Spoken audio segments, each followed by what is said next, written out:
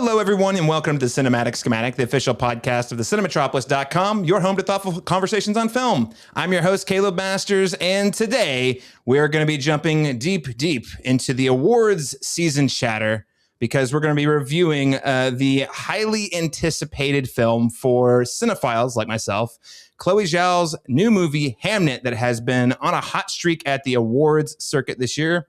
And we're also going to be talking about some of the big breaking news regarding the Netflix acquisition of Warner Brothers.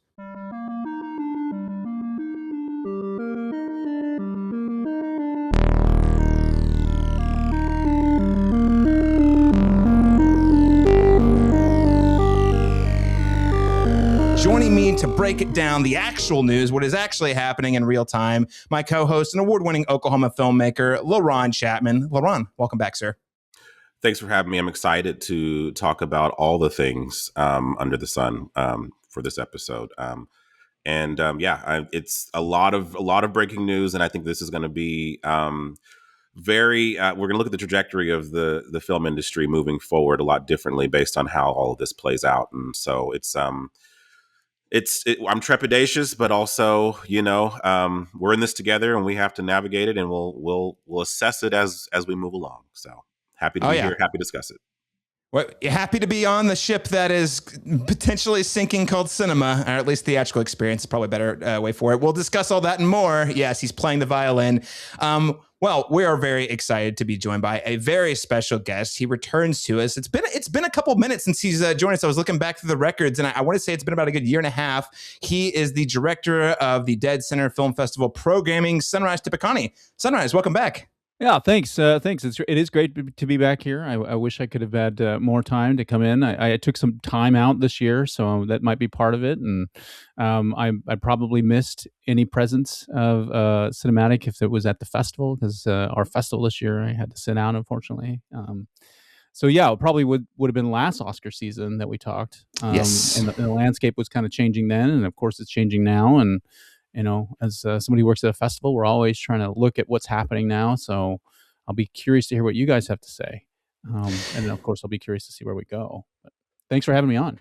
Yeah, of course. No, I honestly could think of very few people who are qualified to talk about this, especially in terms of like the programming, because this is going to impact, like what Laron and I were talking about a couple episodes ago, this is going to impact the entire economics of the film industry. And that does include film festivals, what films are getting people can get funded to submit to film festivals, which again, I know is a big part of what you do, which also by extension could inform how many people show up at the film festival based on the programming options. So again, really excited to get your perspective on the news as well. We did miss you dearly at the film festival this last year. It did not feel quite complete without Sunrise, but I'm really glad that you're back in action now. Yeah, I'm glad to be here.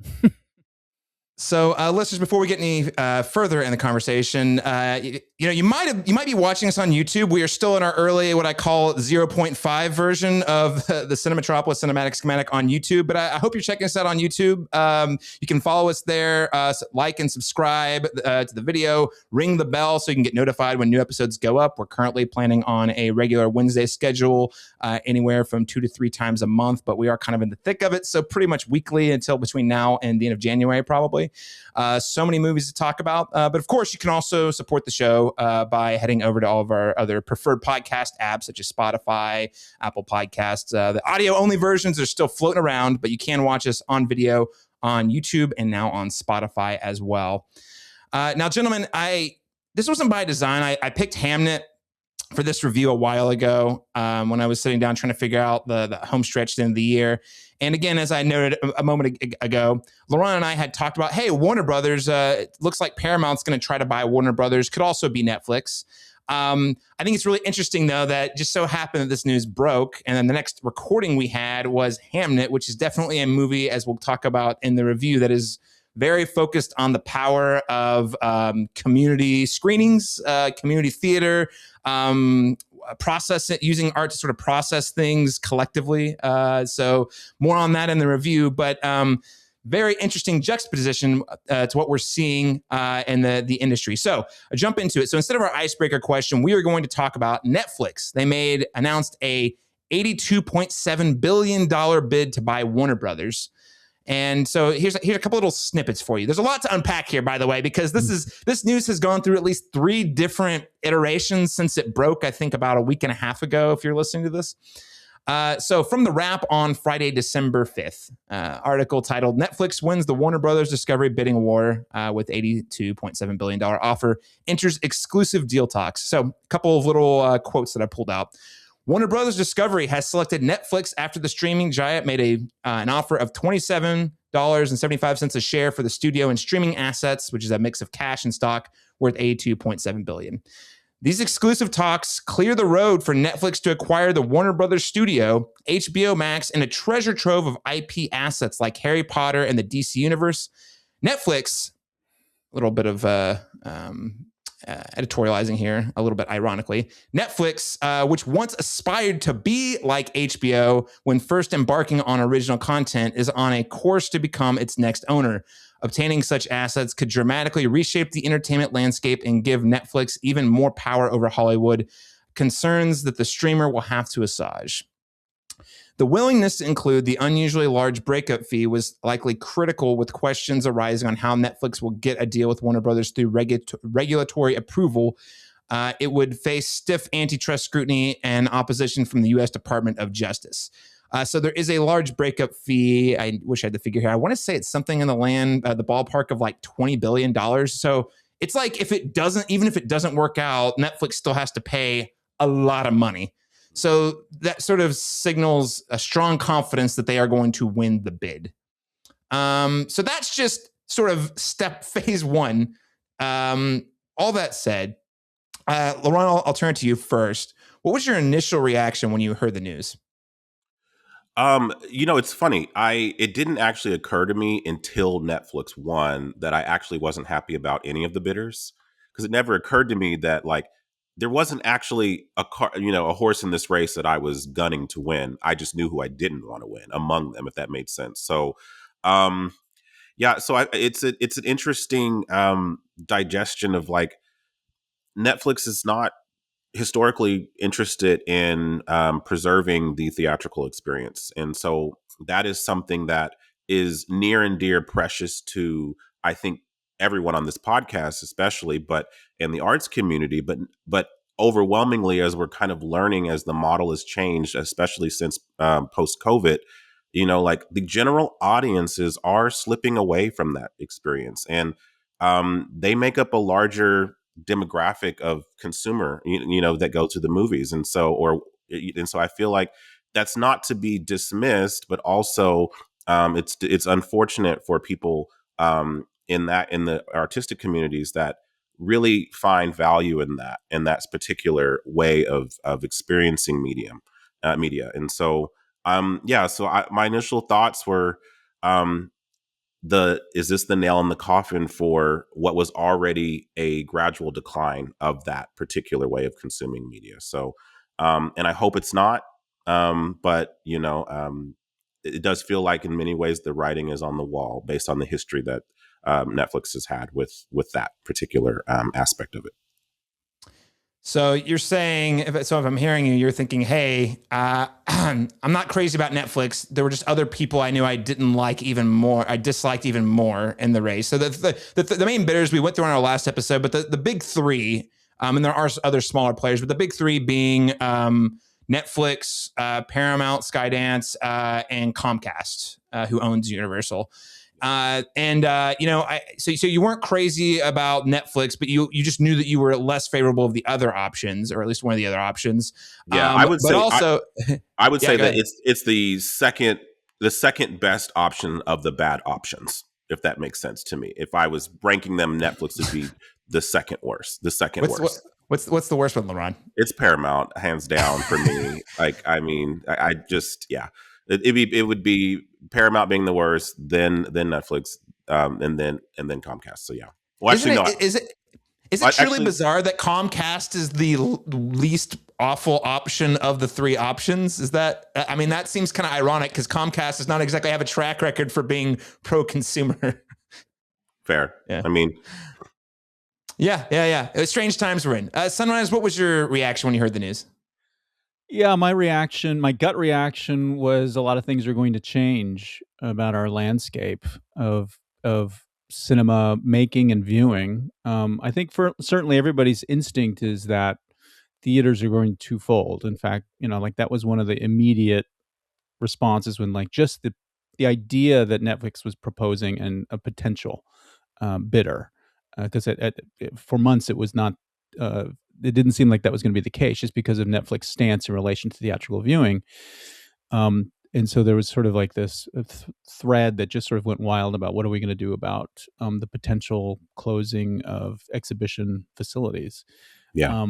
I think that's still something we should be concerned about, regardless of who's actually going to be in ownership of Warner Brothers or Discovery.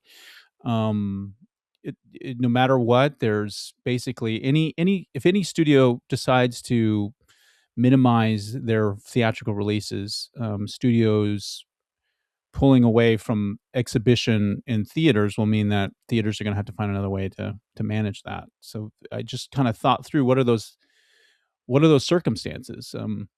Warner Brothers did something very interesting this last year, and it was probably in preparation for taking a bid, but they took advantage of their library with Harry Potter re-releasing in 40x and in 3D. So like taking advantage of something that was already in the library and probably increasing their worth when it comes to the bid. And then also, they had the re-release of all the Conjuring films leading up to the Last Rites film.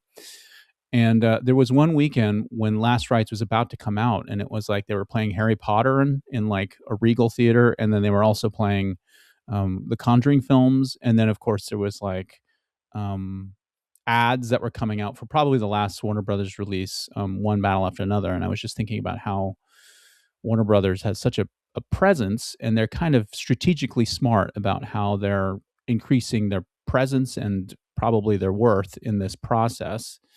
But if they were to go, they're probably, I don't know if they're 10% of the market or not, but they're definitely, their presence will be missed. But the theaters, after One Battle came out and then it left, what I saw theaters do is they played repertory material. So there was just like, a slew of things that came back out from all sorts of catalogs across all the studio work. And it kind of surprised me how many numbers of people went out to go see these films compared to something that was actually a Warner Brothers title. Like more people than Harry Potter, more people than One Battle. So that just like the audience going to the theater seemed like potentially valid to me. So I kind of wasn't worried about that. But I also kept in my mind that Netflix, even though they have this sort of statement that is maybe that streaming is a better circumstance and their audience wants to stay home, they are still embracing the theatrical circumstance. I mean, you guys just released a podcast about Knives Out 3, Wake Up Dead Man, and that had a theatrical run. They are releasing works in festivals which have a theatrical circumstance. The K-pop Demon Hunters, right? Not just once, but came out twice, 2 different periods in which they relied on a theatrical run. That to me means something in the fact that they're willing to participate and integrate it into their system. It may not be for the initial release. Maybe they got enough data to figure out how it's going to help the environment, the theatrical environment, if they do it outside of first run, or if it's like a minimum first run and they come back out. And but there's something going on over there that makes me believe that they're at least thinking about these things, and they don't wholeheartedly say completely no in their actions, even though maybe that's what they're saying, in the press. And who knows, if that's just to appease board members or not. There could be, business strategy that, is public and private. I'm of two minds with that, and I do agree with you, Sunrise, that the idea that they're not vehemently opposed to it. They have shown some degree of embrace of it, as there seems to be like certain isolated ideas of demand for like that particular thing was super popular. My biggest fear though is that, like, say the idea that you mentioned, it's going to be more of a truncated idea of theatrical release, meaning, I think, Caleb, you posited an idea in our thread at one point, our personal thread, that what if they release the Batman, for example, for a week in theaters and then dump it on, the streaming service, and then increase, that's something I could see very much happening with this. It makes the theatrical basically a commercial to go watch it on the app. Exactly. Yeah. Yes. Cool. Catch it in the theater. Sure. Like 1 week early, maybe. But seriously, go watch it. But it's going to be available. You don't have to go to the theater. In a week, you can just watch it from home. Yeah. What's interesting about that is here, like Wake Up Dead Man has been playing for this is the third or fourth week that it's played. So it's extended somehow in a time period. That's good. I didn't realize that. Yeah. I didn't realize that either. Well, I thought it was a 1 week engagement like the last one. I did too. Yeah. I thought that was going to be the case, but then I just noticed they started adding more and more days. Okay. And so that's fascinating to me. Yeah. I will also say, just looking into the future, Greta Gerwig's Lion, Witch, and a Wardrobe, right? Yeah. That's coming out, and it's contracted to have this IMAX release, right? So I could see Netflix getting into a place where they're gonna probably collaborate with other entities like IMAX that might be able to help. I don't know, encourage their embrace of theatrical, perhaps. Yeah. Certainly, it seems like this is also meant to maybe court certain filmmakers that are not saying yes to the Netflix, like Christopher Nolan, for example. You know what I mean? I mean, like he being like the prime example of, I do not want my stuff on Netflix. I want it in the IMAX biggest screen. But at the same time, those two entities, if Netflix does succeed in the acquisition, are going to have to play ball together somehow, because I mean, Netflix is going to have too much market share for a director like a Christopher Nolan to just continue to ignore them. But Netflix, Nolan makes an Oppenheimer movie that makes almost $1 billion. It's 3 hours long and rated R. He's got The Odyssey coming this year, probably going to make $1 billion. They're going to win in on not only the sort of like financial benefits, but the clout of working with the most successful directors working today, who have so far, and there's not a ton of them at this point, but like a handful of directors who are just like, nope, no, not working with streamers only, Yeah. Right. Yeah. So I have, there's lots to unpack here. I would say my initial thought is this is a death knell for the theatrical experience as we've known it. That does not mean it's a death knell for the theatrical experience, but I think, Laron, you kind of mentioned before, I think this is an acceleration of a trend that we were already seeing. We talked about it a couple of weeks ago, and the reality is fewer people are going to the theaters. James Cameron is out there being like, I don't know if Avatar 3 is going to make nearly as much money as 2, because he's like, the numbers are back, and they're telling us audiences are not coming into theaters like they used to. That doesn't mean that there isn't an audience. It's just, it's not as big as it was pre-COVID, for example. But what we can also see is that people love, the data also shows people love watching stuff on their phone. I don't get it personally, but clearly there's a ton of data. Entire Gen Z, I mean, it's not even Gen Z at this point, but I would say large groups of people who really like the ease of accessibility. Even if they know it's not the best way to watch it, they can just kind of take it out of their pocket and watch it wherever they're at. Netflix definitely has that data. That's why they're pushing everything towards the app. Yeah. So I don't think, to summarize your point, I don't think it's the end. Even initially, I wasn't like, well, this is the end of theatrical. But I do think we are going to see a huge shift in both the windows between theatrical and to streamers. And I don't even know what the cadence looks like. Does it come out on Netflix first and then theatrical, or vice versa? I mean, there's a lot of questions that are unanswered there. And also, it should be worth noting, Ted Sarandos on an investor call the following Friday said that, classic corporate, nothing's changing, guys. It's all good. We're committed. We're holding our commitments. Nothing will change. I'm it's a different industry, but when it comes to massive mergers like this, I have to say, do not believe anything that talking heads say. They will say, and it's going to be this, if they actually go through the regulatory hearings for this, it'll be the same thing. A more recent example in the gaming space was Microsoft made a massive acquisition of Activision Blizzard, and they went through the same regulatory processes, made all these promises about things they wouldn't do, how things weren't going to change. They weren't going to lay people off. All these, it wasn't going to be antitrust sort of things. And then about a year and a half later, all that stuff they said they wouldn't do, they're doing right now. So it's do not believe anything the talking heads say to the press. That sounds really cynical, but I'm at the point when it comes to large companies, they will say literally anything they can to get the deal done. And then once the dust has settled, will then do what they actually want to do with the thing they just bought. So, So that's the second thought. Don't believe anything that you're hearing from Netflix. And thirdly, I just,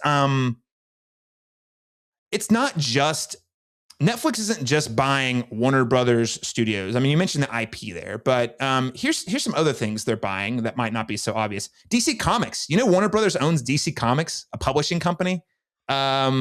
Do you know that they own a bunch of video game studios, the people who make Mortal Kombat, the people who made a bunch of Arkham games? And I have a lot of questions about that as well, because Netflix does not like gaming. Okay, let's take the game developers, for example, right?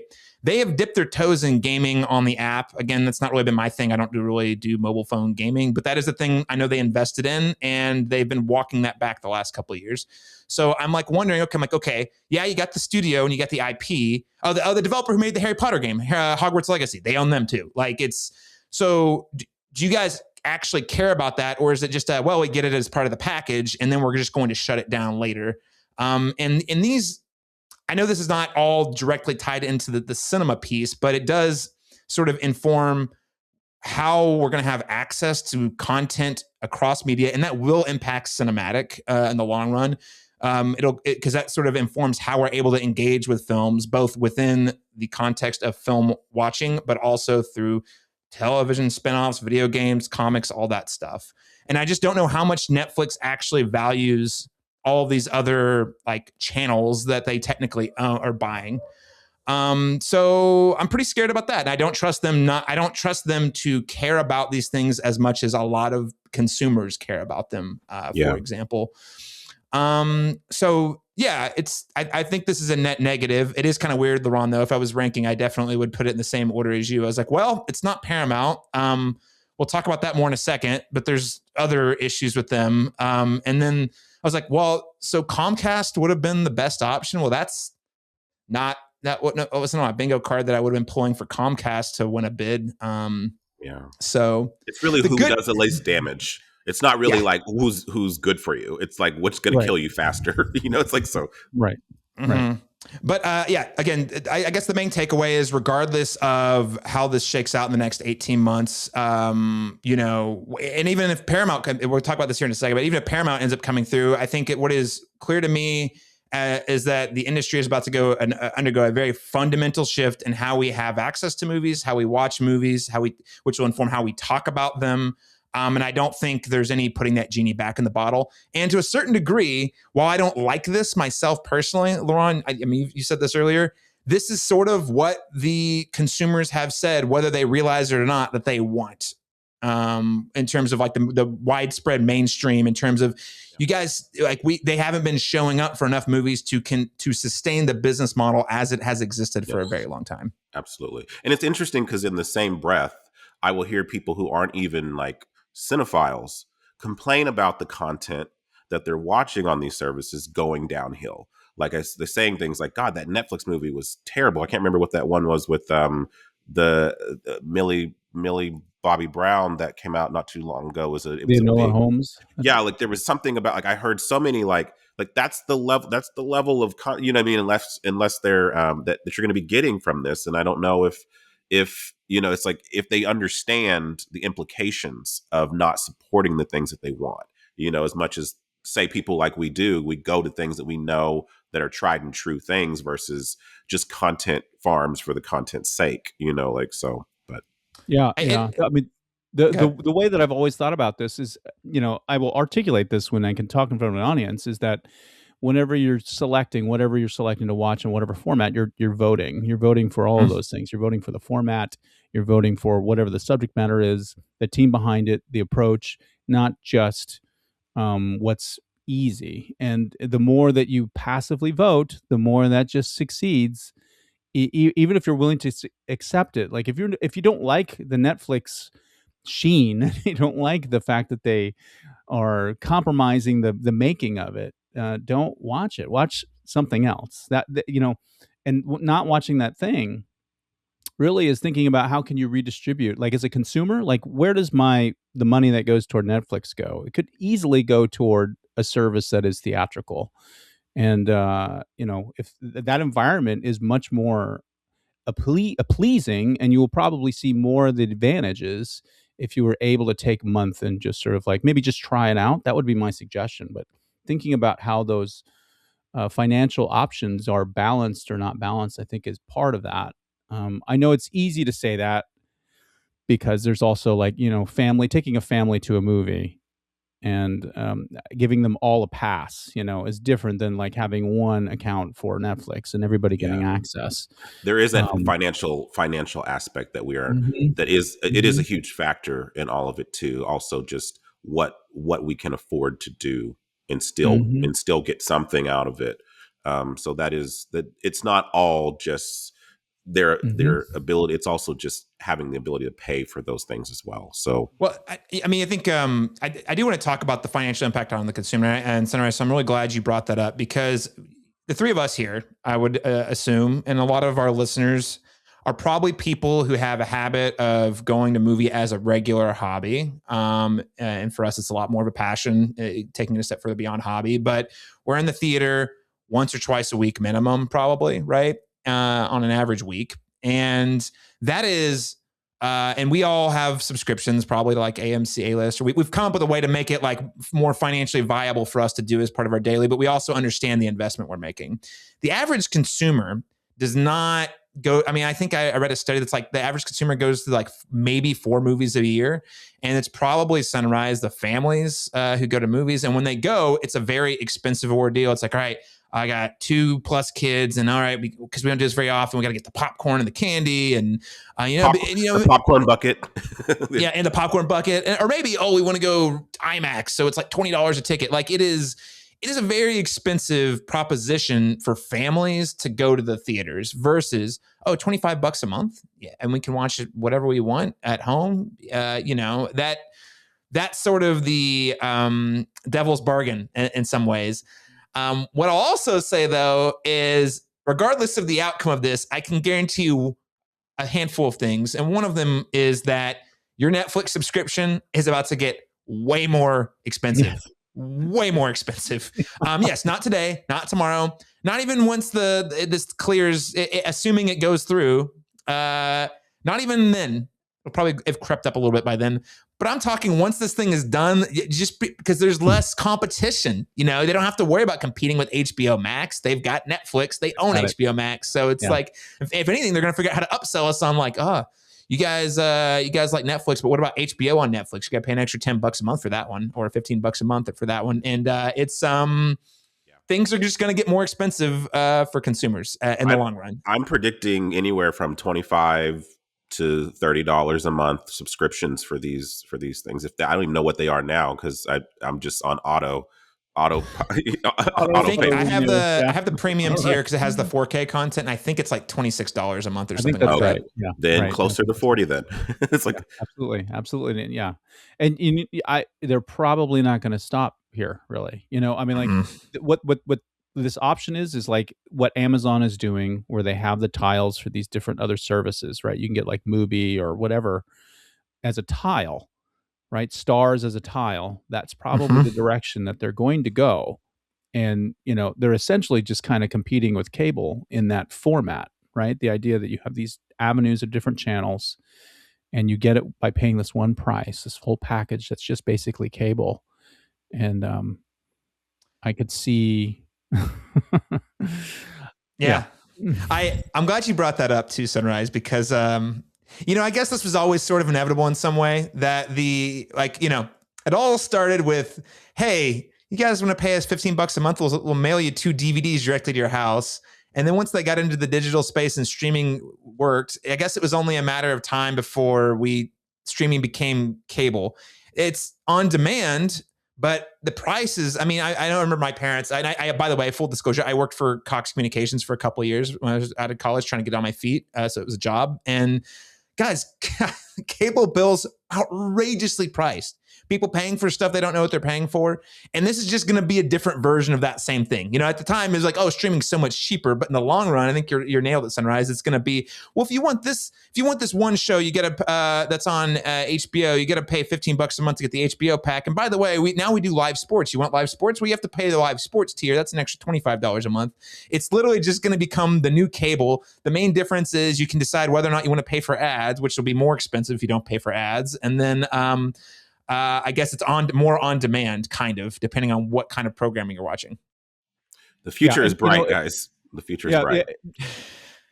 Okay. Yes, we could keep going. We could keep going. Okay. Well, I guess last thing. I think it's, you mentioned Amazon. I want to go to the next phase of this conversation. Sorry, I've been talking about 30 minutes. There's actually a whole other component here, and then we'll get to the movie review. But the thing I want to call out, you mentioned the Amazon comparison, Sunrise. I think a very important thing that I have been saying to a lot of my friends who've asked me about this, and I want to say to our listeners, is Warner Brothers is a tried and true historic institution in Hollywood. They exist to make movies, okay?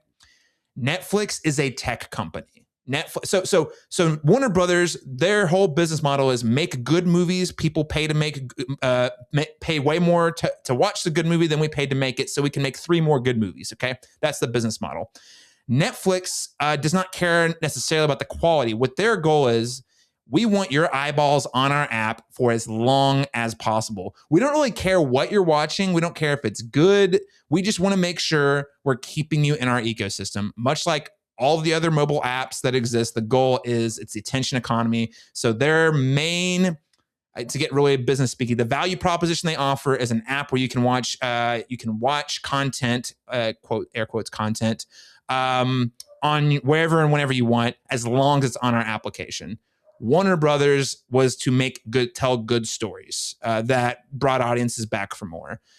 So what you're going to see, that is a fundamental shift in the way Netflix approaches telling stories and making movies, and how Warner Brothers has historically made it. And I think we're going to lose some of that history, like values, old school Hollywood studio values about like believing in the creatives and believing in the powers of storytelling in favor of what is going to get people to watch our app. So anyway, don't have much more to add, but I think that's a very important difference that I don't think a lot of people recognize. Is Netflix is not just another Warner Brothers or Sony Pictures, or they are a tech company first that happens to specialize in digital content.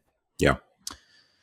Okay, guys. Well, we've talked for 30 minutes about that. Let's get to the next phase of the conversation here, because there was a wrinkle, and we'll keep this one short, I promise. There was a wrinkle after the Netflix bid. So this one comes from Variety on Monday, December 8th. Paramount launches hostile takeover bid for Warner Brothers Discovery valued at $108 billion, seeking to derail Netflix's deal. So from the story, David Ellison is not going away quietly in his quest to land Warner Brothers Discovery. On Monday, this is the Monday after the announcement about Netflix, Ellison's Paramount Skydance announced it would commence an all-cash tender offer to acquire all the outstanding shares of Warner Brothers Discovery for $30 a share, the same terms it had already offered Warner Brothers on December 4th. According to Paramount, its all-cash offer equates to an enterprise value of $108.4 billion, with an equity value of around $77.9 billion. In contrast, the Netflix proposal entails, according to Paramount, a volatile and complex structure valued at $27.75 a share in a mix of cash and stock, subject to the future performance of Netflix. Last line. There's a lot to unpack here, but I thought this line was interesting.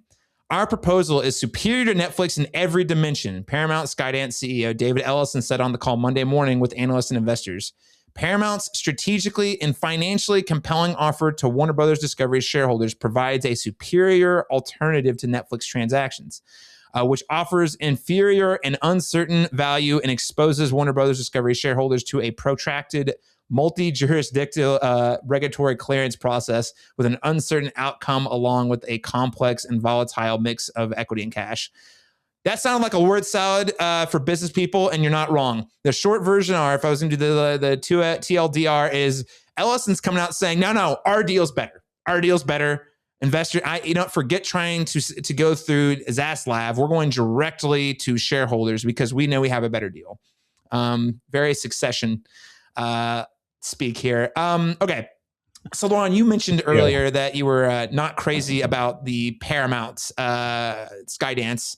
Care to elaborate on that? Like, what would you say are the trade-offs of going with the Paramount Skydance versus Netflix? Well, let me ask you this, because I'm a little naive to this. Would you say Paramount is more interested in preserving the theatrical experience than Netflix? Yes. Okay, that's the trade-off. Yes, that is the positive trade-off. That's what I assumed from that. Like that's what I got. They got to release Rush Hour 4, man, and it's got to be in the theaters. Jesus, because we are clamoring for Rush Hour 4. Everyone needs that. Someone in this country, I won't name them, but someone in this country sure is. Yeah, someone is. Yes. And I guess so. That the trade-off then, obviously, there being that that there would be more of or we would be preserving more of that theatrical experience.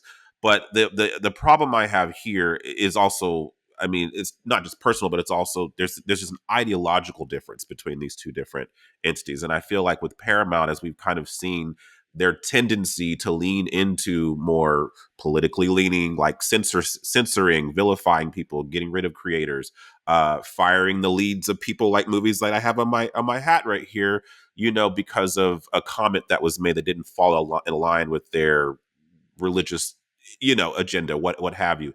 Things like that are scary when they are, because I feel like those things should be removed from this aspect of it, but unfortunately in their case it's not.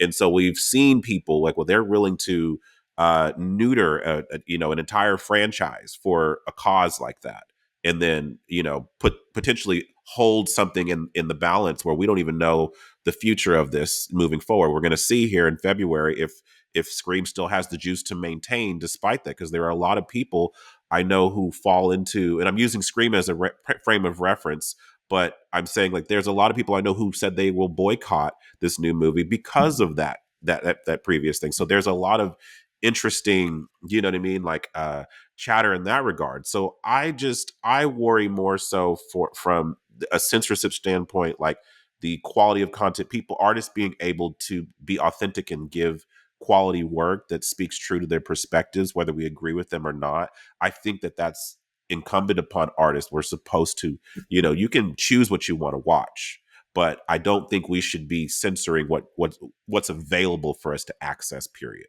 So, and that's my main concern with Paramount outside of, the other. So again, yours is more of an ideological, just to kind of, play backward here. It's more of an ideological concern about, hey, this studio has a track record for shutting down creators that they do not agree with either politically or philosophically. Yes. Right. And I think a recent example of this, not film, but again, it is fall under the Paramount umbrella, is again, the announcement that Stephen Colbert was going to be canceled. You can read more into that, but he was the most successful late night host, and he was also very vocal of the president, the CEO of Paramount. His family is very cozy with the president, so there's a lot of very scary implications to the whims of what gets made being at the hands of people who have a very clear ideology, versus Netflix, which is a little more, I would say, data driven. They're a little more neutral in terms. They create right wing content, but they also have been accused of making crazy left wing content. So I think they're just kind of down the middle. It's like whatever generates again gets people's eyeballs on the app. Sunrise, what is your take on this? Yeah, it's interesting. I mean, whenever this comes up, I always think about Higher Ground Productions, right? So, like, that's the company that the Obamas have, and they've got an exclusive deal with Netflix. I'm not sure how much they're through that particular relationship, but I'm just thinking about the alignment of these politics. And when Laron's bringing this up, I can't help but think about that in relation to Netflix. I'm not necessarily arguing in favor of Netflix because of that, but it's just making me realize that Netflix is open in terms of its politics which I think is just, refining what Caleb said with a very specific example. Um,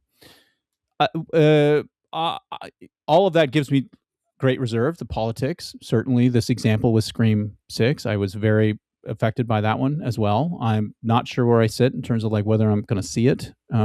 I am uncertain.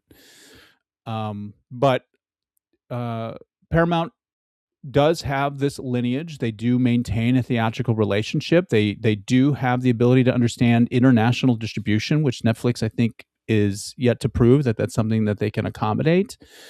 And I think that's what will help sustain traditions of Hollywood and American filmmaking and its ability to support the voices that it does on the level that it does. I think those are serious things to consider in relation to the art. I will say that Paramount also just historically has not been favorable when the industry looks at jobs.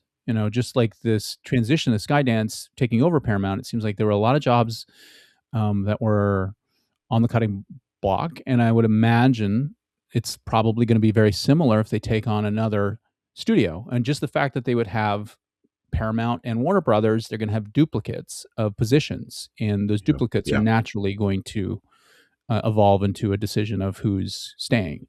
Right. So like, to me, that seems historically like the thing that I would worry about as much as the politics. Even though they have this history and they have a relationship that runs much deeper and probably could function. Now, I believe that part of the difference here is also that Paramount would be taking on Discovery, which we haven't really talked about much because it's not really related to theatrical releasing and the artistry of cinema. But that's a huge element to all of this. And I don't think that their proposal and bid includes the taking of Discovery. So, Discovery would still have to figure out what they're going to do with all of their assets. And that means, again, part of this word salad that Caleb's describing, I think has to do with the fact that that's some of the complexity is that they're still going to have to deal with all of this other property.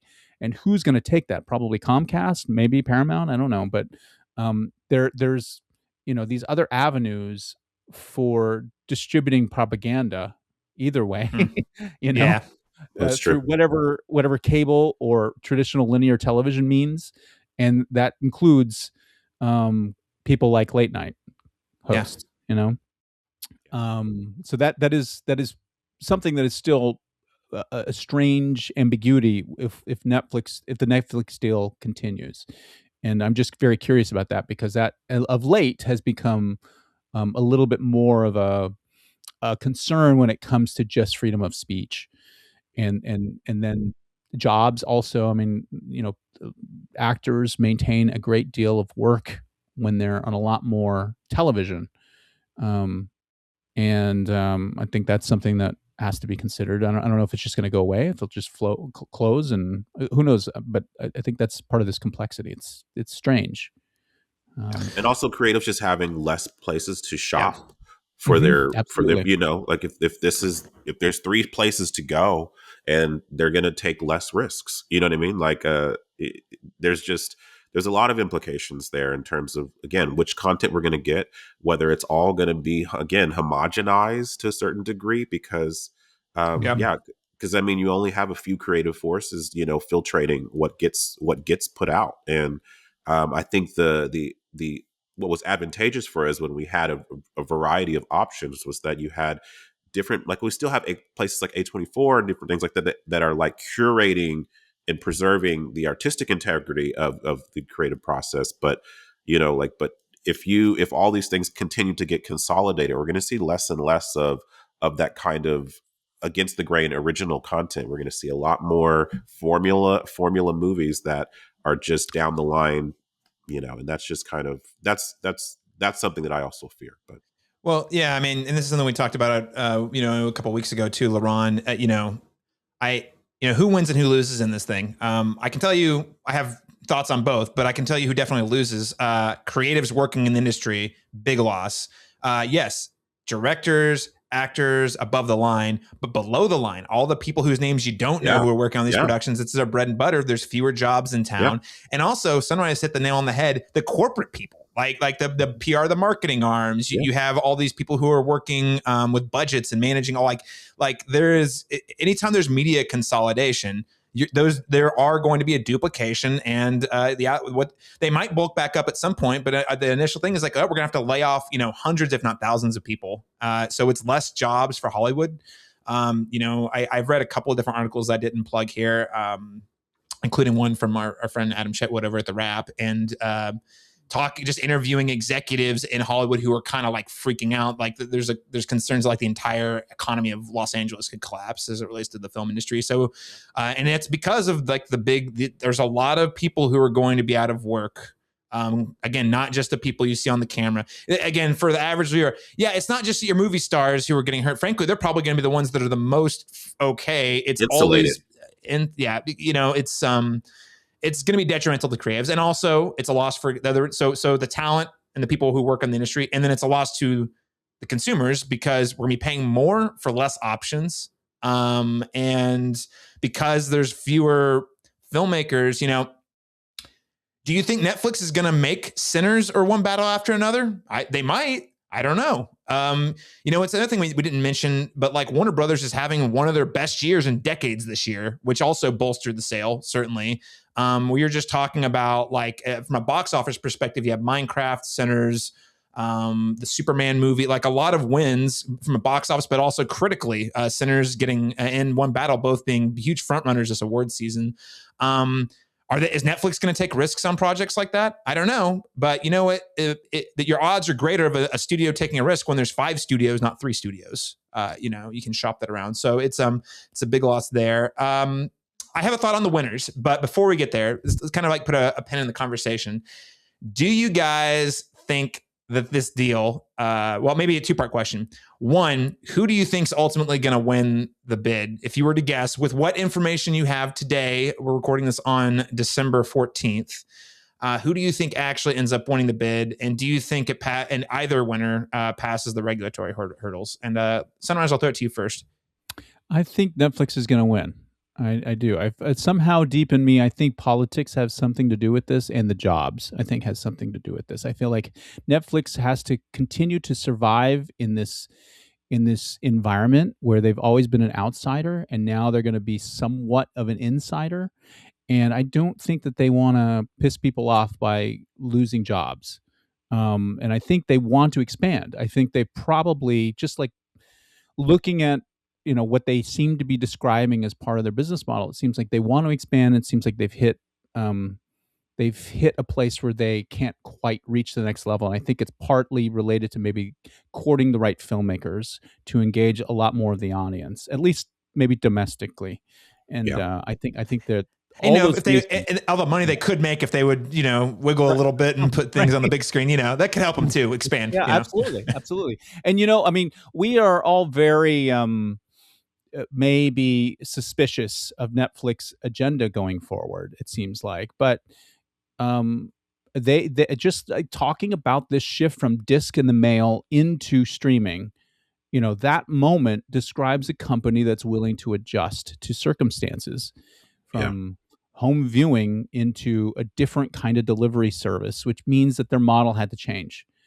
And the fact that that's part of the landscape, even though they are a data-driven company first, it feels like I'm willing to accept those options. And I feel like the elements of cinema kind of win out to some degree because they're probably going to try things. And this last year of them trying to eventize some of these things, like Demon Hunters, makes me feel like they're doing things in a way that Paramount is not doing, in a way that is getting people to congregate in a space because of content, even if that content is. Here's another to kind of echo what you're saying. Here's another example of Netflix making a positive. They're putting the Stranger Things series finale in theaters for 2 days. Right, whereas originally they said no way, but the creative talent, the Duffer Brothers, said we really want to. They signed a deal with Paramount, citing the before all this happened, they had signed a deal with Paramount, and they said because we want to make big screen experiences for people, and you can't do that at Netflix. And then Netflix walked back and said, you know what, fine, we'll put it in theaters for 2 days. I think it's going to make an insane amount of money, and they're going to be, to your point, Sunrise, if you're spending 80 some odd $billion on Warner Brothers, you got to get some ROI on that somehow. And it can't just be from raising subscription prices. They have to find new ways to make money. And you're right. They have shown that they're willing to experiment and change their business model. And who knows, they might even start releasing more DVDs so I can have a shelf like yours full of Netflix films behind me. You know, they might. Yeah. Laron, what's your take here? Who do you think is going to win out? Yeah, Netflix is behind Sunrise right now. That's Netflix right there. I'm in the Netflix office here. No, I agree with you. I think Netflix will reign victorious here. I could see it getting a little hairy or contentious before that deal is cemented, but I do think that ultimately they'll win out here with their bid. I do think there's a lot more they have to offer in that regard, and I think that as I said, as trepidatious as I am, I will say, like, I had as much as I didn't agree with any of the bidders, I had more of a sigh of relief than had it been Paramount. Then I would have been like, it would have been very bleak in that regard. I can see the wiggle room that Netflix has, the potential they have to embrace change, as Sunrise alluded to. I do think that they're willing to make those changes. They're malleable to a certain extent, even if the theatrical experience isn't their priority, if that makes sense. So, but yeah, that seems to be where this is headed, and I'm hoping that is the case if these are the options that we have. Yeah, I think I agree with everything both of you said here. I think Netflix is going to win out. A lot of people were making way of the Ellison family being very cozy with the president, and the president also saying that he was going to be personally involved in the approval process for this. Again, I'm not here to weigh in on the specifics. I'm just saying that's a thing that is a part of the conversation. And I think a lot of people made the assumption that he would would be part of blocking Netflix from going through with this because of that relationship. However, I think a thing that hasn't been talked about enough is that Ted Sarandos did meet with the president to get his blessing before actually making the proposal. So I don't think that's actually, as much as like the big meaty, buzzy headlines make it seem like this is going to be politicized somehow. I actually think that I do think Netflix is going to pull through. I think they've already been working the right channels a lot more quietly than Paramount, for sure. Well, and the last thing I'll say about that, Caleb, is that it wouldn't matter to me if it was the current administration or the previous administration. I think in any regard, if those kinds of, you know what I mean, if that kind of influence is being infiltrated in the content, I would be against that across the board from anybody. Just objectively, I think regardless of political party or individual, you're like, I don't like that the president is sort of like using his discretion for whatever reason to weigh in on whether or not this should get done or not. Absolutely. That is a problem. I agree. A thing that I don't like is a part of the conversation. This is why you have entire boards and different representatives on these reviewing this on the behalf, so he doesn't have to deal with it. But all that said, I think the real winners here, though, Ted Sarandos and Dave Zaslav. Dave Zaslav, my gosh, that guy has made so much money to sink the Warner Brothers ship and is now going to make even more money to sell it. And that's deeply upsetting to me. I don't really know how else to say it. He kind of ruined Warner Brothers and then bolstered it a little bit so he could sell it. So I think that's where we are. So Dave Zaslav, I guess, good on you for making way too much money. Yeah. Listeners, what do you think about the huge news related to Netflix, Warner Brothers, Paramount? You can let us know by hitting us up on Instagram, being frankly our primary channel right now. Instagram at the Cinematrop, Facebook.com/Cinematropolis. So you can always send us an email at cinematropolis@gmail.com. Or if you're watching us on YouTube, just leave it in the comments. They're right there. Just leave it. We can keep the discourse coming. Well, gentlemen, speaking of the future of the cinematic theatrical experience, are you guys ready for our review of Hamnet? Indeed. Absolutely. All right, let's get into it.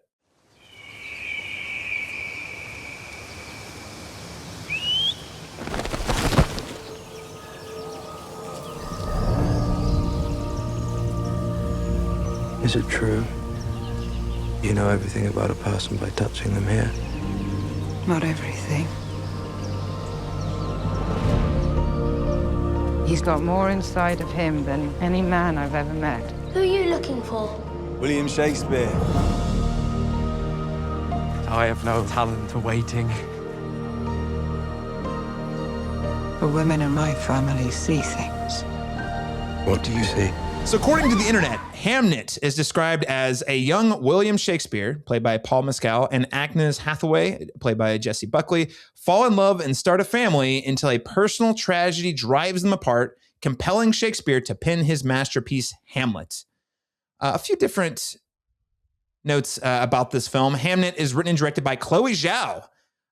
You might know her from such indie darlings as The Rider, Oscar-winning Nomadland, and how could we forget the masterpiece from Marvel, The Eternals? How could you forget that one? The 3-hour movie that came out. The film is based on a fictionalized retelling of the story of Shakespeare. The novel's the same name, Hamnet, written by Maggie O'Farrell. And as I already mentioned, the film stars Jessie Buckley, Paul Mescal. We also have Emily Watson, Jacoby Jupe, and Noah Jupe. And a couple of notable producers here I want to call out because you don't usually see their names on films like this, low-budget indie fare. This is Steven Spielberg and Sam Mendes. And Hamnet, while it only recently debuted in theaters, had its world premiere at the 52nd Telluride Film Festival on August 29th and has enjoyed a considerable acclaim on the festival circuit. It even won the prestigious People's Choice Award at the Toronto Film Festival earlier this year. And it was only budgeted around $5 million. So with all that said, this is undeniably going to be in the awards consideration for the Oscars. I think the Globes nominations have already come out. I know the Critics' Choice, this was nominated for quite a few films. So it is a part of the conversation. And with that said, Laron Chapman, I'll start with you. What are your overall thoughts on Hamnet? Well, I want to start by saying that I'm a huge Chloé Zhao fan. And I think that Nomadland for me was my number one film of 2020. I still feel like it was the quintessential COVID era Best Picture winner, as I think it asked us all to slow down and reconsider the ways in which we as consumers impact the natural world and the value of community and living a life of simplicity while reflecting on the existential crises that affect us all.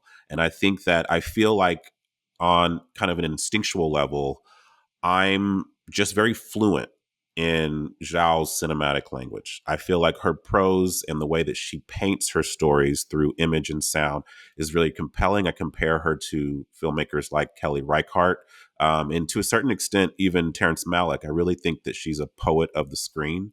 And I found Hamnet to just be almost a spiritual experience for me, emotionally gripping.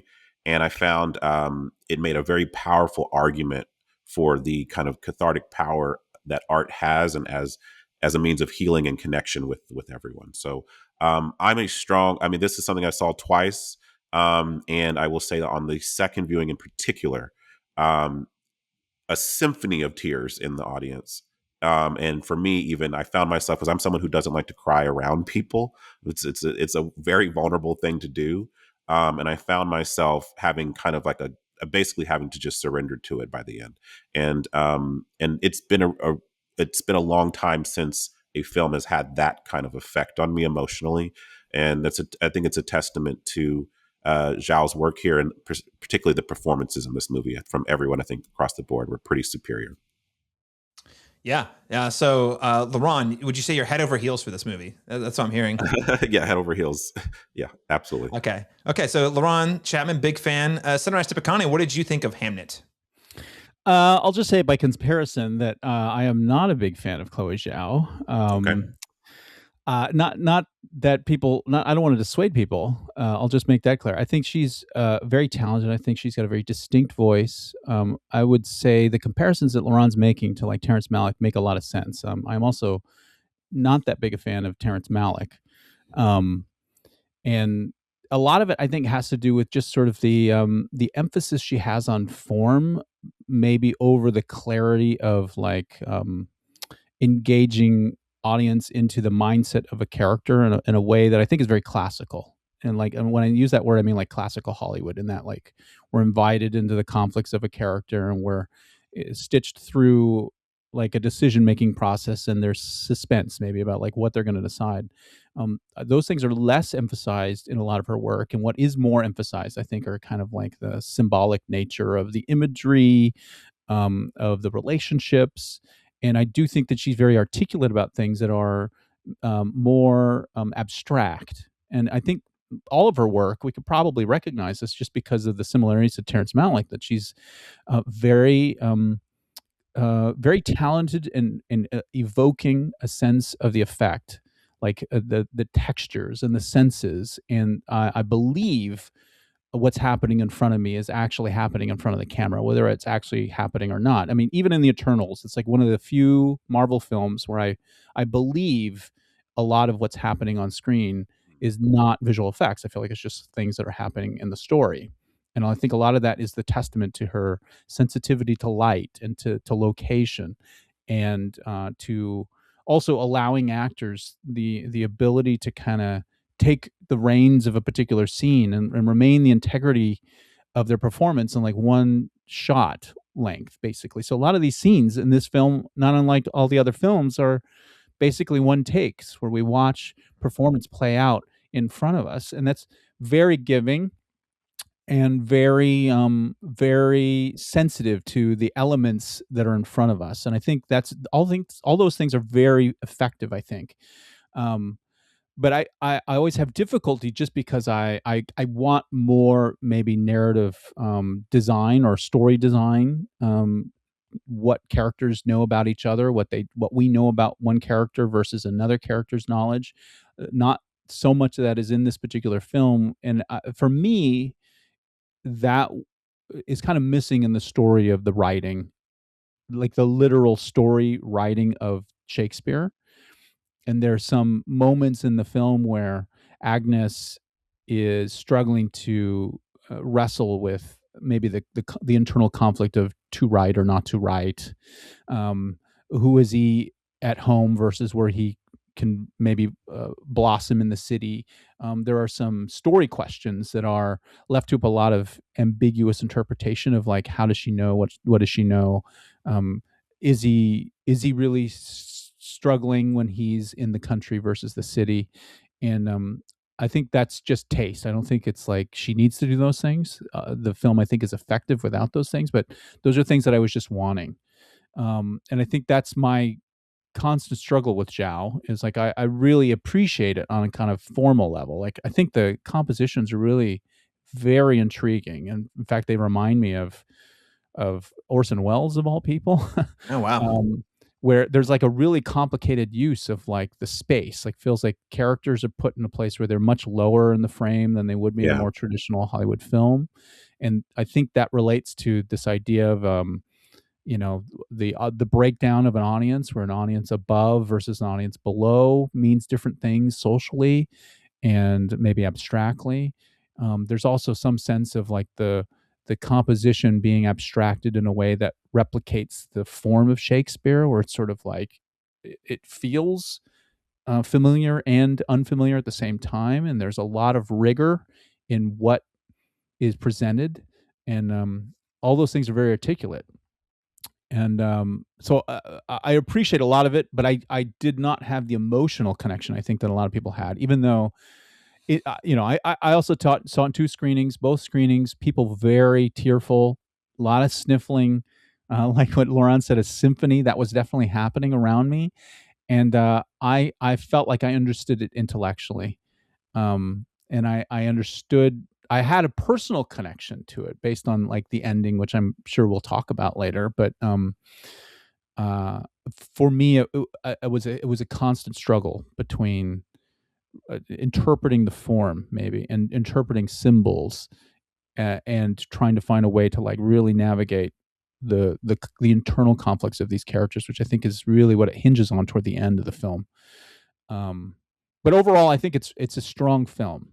She's got a very clear voice, and by comparison to the rest of the year, I was just thinking, the things that are being expressed about the interiority versus exteriority, the way that we associate nature with like the quote unquote feminine, and maybe creativity versus like the insides and the city of like domination and not cultivation, and maybe colonialist ideas. Those things are very articulate in a way that is not happening in like Eddington. They're not happening in One Battle After Another, which I think are both just as masterful in the craft in other ways. And the fact that she's able to have such a clear vision, and also is really connecting when it comes to like just performance. I think all those other films have strong performances in it, and I think this is like able to compare in a way that's very different and very distinct. And you can clearly see that in all of her other work. And it actually made me want to go back and watch The Eternals, because I felt like there's probably some sense of like, again, like her giving nature to the performances that go maybe somewhat underappreciated, because that film really, I think, requires all the things that I was expecting out of this one, which is like a little bit more nuance to like the plotting and the conventions of perspective and character growth in a more conventional way. And I think maybe those are some things that were missing from that Eternals. But all those things were kind of plowing through my head. I was watching it. And I think part of that is because I was not engaged emotionally with some of the characters. I intellectually grasped them. But I will say that in the end, I do like the film. I think it's a really strong and important film that people need to see. And it works on many levels. It just wasn't particularly resonating in the way that I was hoping it would. Yeah, I would say Sunrise. I think, well, firstly, that was very well put, because I've been, since I watched the movie about a week ago, pre-recording, and I've been thinking all week, because I left the movie feeling a little, cold's not the right word, because I intellectually understand exactly what the movie's doing. And I think so much of whether or not the movie ultimately succeeds for the individual is if the emotions connect with you. And they did not connect with me in the way that I could tell the movie was sort of pushing me that direction. We'll talk about it in spoilers, because there's 2 or 3 major scenes in the film, I would say, that are, ranging from, like just cry scenes. Some happy cry scenes, some sad cry scenes. There's scenes throughout where it is designed to engage you emotionally rather than intellectually. And I think you really nailed it when you said there's a lack of interiority with the characters and what's going on in their heads and how they're thinking about these circumstances, as much as the emotionality is sort of the thrusting thing connecting the narrative together. It's all emotionally driven, which is not bad. I think Terrence Malick's a great example of that, Laron, because there are a lot of movies that works for me. And I've been struggling all week to put my finger on, well, what is it about this one that's kind of left me feeling like I'm missing out on what I know it's putting forward, because it's telling a story that is both, it is a story about how, communal theater going is a path towards healing, and not only on an individual level, but as a group. And how these stories, Hamlet being a classic example, can really, they don't just heal in the moment. They can contribute to healing in communities and personal growth throughout the echoes of time. And I'm going to get to it a little more. I came up with a version of this I like better that is not a movie, but we'll talk about it more in a minute. But that it has a very similar thesis that I think this movie's chasing. But overall, you can't deny Chloé Zhao. This is a $5 million movie. It looks like a $50 million movie. It's stunning. Everything from the art direction, the cinematography, the score. This is A+ filmmaking. And she does bring, Laron, you said the word sensitivity. She does bring a certain sensitivity that sort of, I think is a really great conduit for experiencing those emotions. There's one scene in particular where Jessie Buckley is giving birth Well, I'll be vague, but like one of the scenes in which she's giving birth, or I guess both of the scenes she's giving birth, really, Yeah. that are just, it feels so like, man, I've never seen this type of scene done this way, and it really is conveying the pain and beauty of life entering the world, from a mother's perspective, and that I felt that. But ultimately, for me, I got to the end saying, okay, I really admire what you're saying. I really appreciate that this exists. People need to see it. But for this movie to have been like a 5-star home run, I think it needed to connect with me emotionally. Maybe I'm the problem in this case. Maybe it was the mood I was in that day. Sometimes it's just really hard to say when a movie hits. But I kind of came out thinking like, well, this is pretty good. I think Zhao's an incredibly talented filmmaker. She needs to keep making movies like this. I don't think this is my favorite of her films. I liked Nomadland a lot better, frankly. But I do think that this is a really unique, special story that she's telling that serves a really important purpose. I do wonder, this is a classic, and this is what we'll get into this in spoilers about. Is this movie Oscar bait? But this is certainly a movie for people who like movies. I don't know if I show this to a mainstream audience. If I show this to my mom, totally lost. Like, what was I supposed to take from that? So that's okay. By the way, I'm not saying it's a bad thing, but this is definitely a very specific type of story for a specific audience, and I don't know that it's going to be super successful outside of sort of like the more niche cinephile people who do value that like theatrical going experience, like Steven Spielberg, for example. But yeah, I think last thing I say, Paul Mescal, Jessie Buckley. Even though I don't love this movie, I admire the movie. I don't love it. Both of them Oscar caliber performances. It actually makes me frustrated that Paul Mescal was in Gladiator 2 last year, and everyone was like, that guy was not very good. I'm like, no, he's so good. You just got to give him the right material. Look at After Sun. Look at After Sun, guys. Right. No, seriously, he's so good. So top-notch performances there, I would say overall. Laron, what did you like in terms of Oscar chances? Where do you see this movie landing? I mean, I think that Jessie Buckley is winning the Oscar, hands down, for Best Actress. I don't think there's anyone. I don't think I'd be willing to go ahead and do a wager right now and say that it's hers to lose at this point. You know what I mean? Like, no one else is. I don't think anyone in the conversation in the top 5, has reached the same threshold if in that regard. I think that may be, unfortunately, the only Oscar that it wins. But I do think that is. I think it's looking at probably 10 nominations, I'm going to say here: picture, director, supporting actor, adapted screenplay, maybe the new casting nomination that they have, cinematography, editing, production design, costume design, score. That's 10. So I'm thinking like those are the things that I see that it has nomination worthy, right? But the only one I would bet money on will happen is that Jessie Buckley will win Best Actress. I'm looking at the other 5, and I can't imagine anyone else winning. And I mean, because the conversation around this, even for people, as you mentioned, Caleb, who aren't like, just bowled over about it, is that the performances have like intense emotional power and they're resonating with people. And I think that with a lesser performance from either one of these performers, this movie doesn't, you know what I mean? They are the gravitational pull that makes this all come together. And I think that final stint, we'll get into it later about the climax, there is a whole journey that we go on in silence that is conveyed through Jessie Buckley's eyes and face. And you understand everything that she's feeling and no words are said. And I found that to just be a masterclass in subtlety and performance. But yeah. Listen, I don't know. You're talking about Laron. Zoe Saldana is coming for lead with Avatar: Fire and Ash this year. We'll I see. thought I don't know if she stands a chance against Zoe Saldana in Avatar: Fire and Ash. Sunrise, what's your take here? I mean, how do you think this movie does at the Oscars?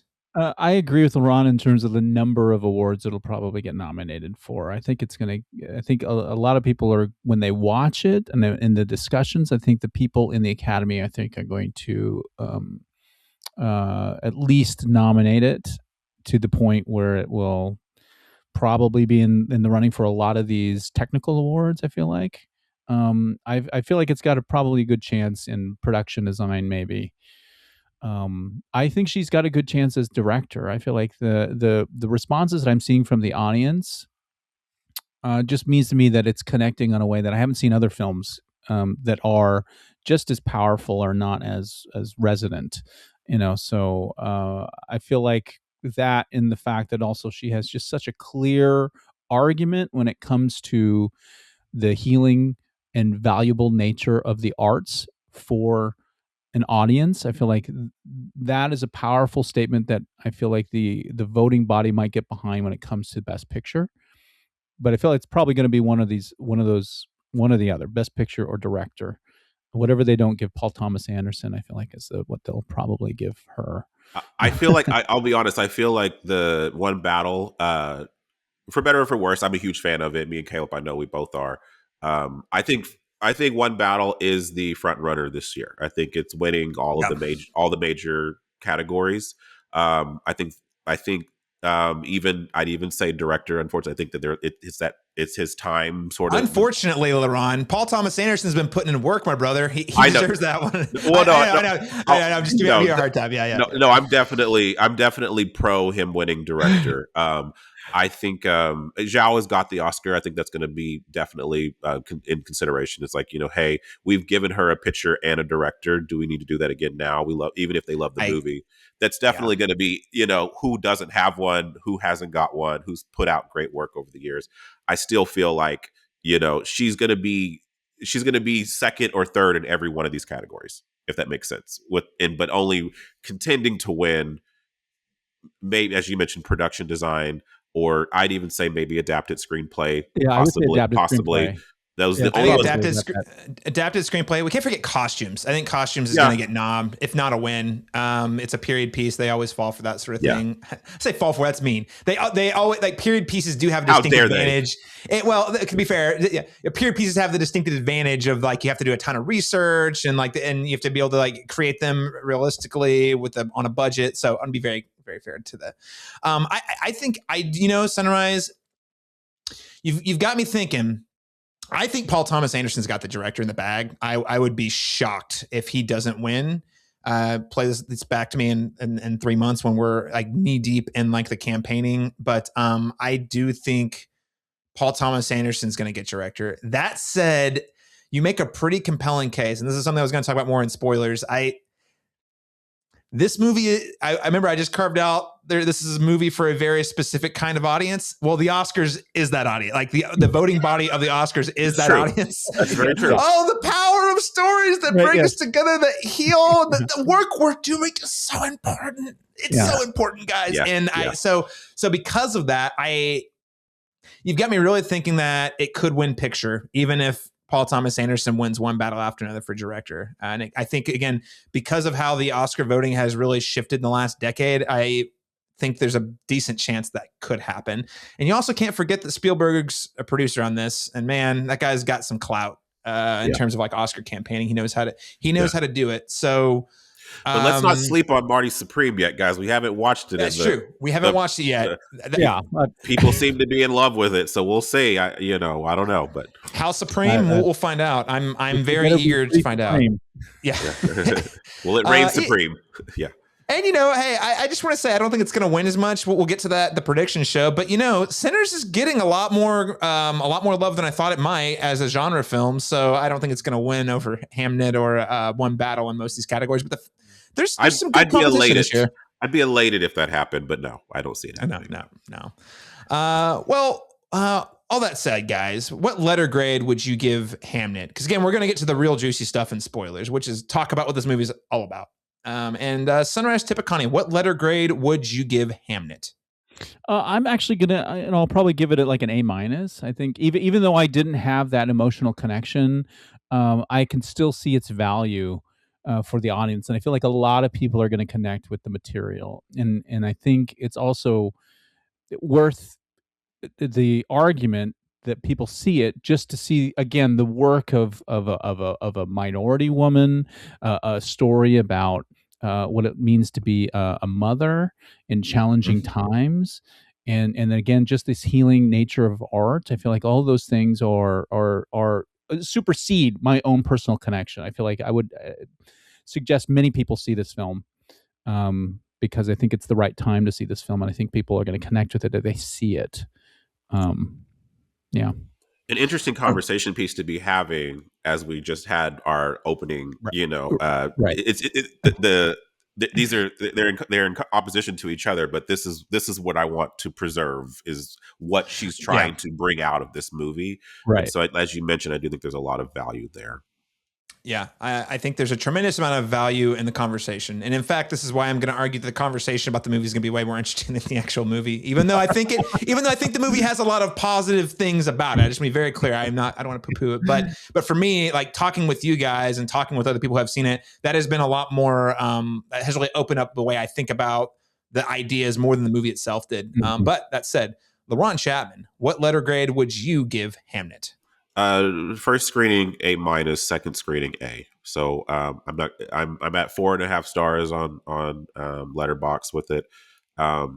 Again, I think it just had a sweeping emotional pull, and I think any movie that can access that part of me, and sustain it throughout, by the time we get to the end, I literally was like, I can't cry anymore. There's nothing else that could come out of my, and I didn't care at that point. I just surrendered to the experience of it, and I said that's important, because I can't name many movies that have done that for me. There's a lot of movies I love that I've given even 5 stars to that didn't grip me as emotionally as this movie did. As much as I love One Battle After Another, and would likely put that on more times than this movie, I wasn't emotionally moved by that movie. You know what I mean? As I was more just into the the mechanics and the ideas that they were juggling. And so I'm at an A with this movie. I think it's masterful, and I think it's one of the year's best. All right. Very strong recommendation from Laron Chapman. I'm going to come in with a low. It's going to seem low. It's going to seem like a blow, but please don't take it personally, and please don't take it as I hate this movie, because I really don't. I really admire so many things about the movie, how it was made, the emotion, like the sensitivity to the filmmaking, like and Sunrise to you, putting motherhood front and center of the movie. It's made by a woman of color. These are all very important things I'm completely behind. I'm going to go with a B-. That does not mean people should not see it. I think you should see it if you're a person who loves theater, if you're a person who loves film, if you're a person who loves gatherings.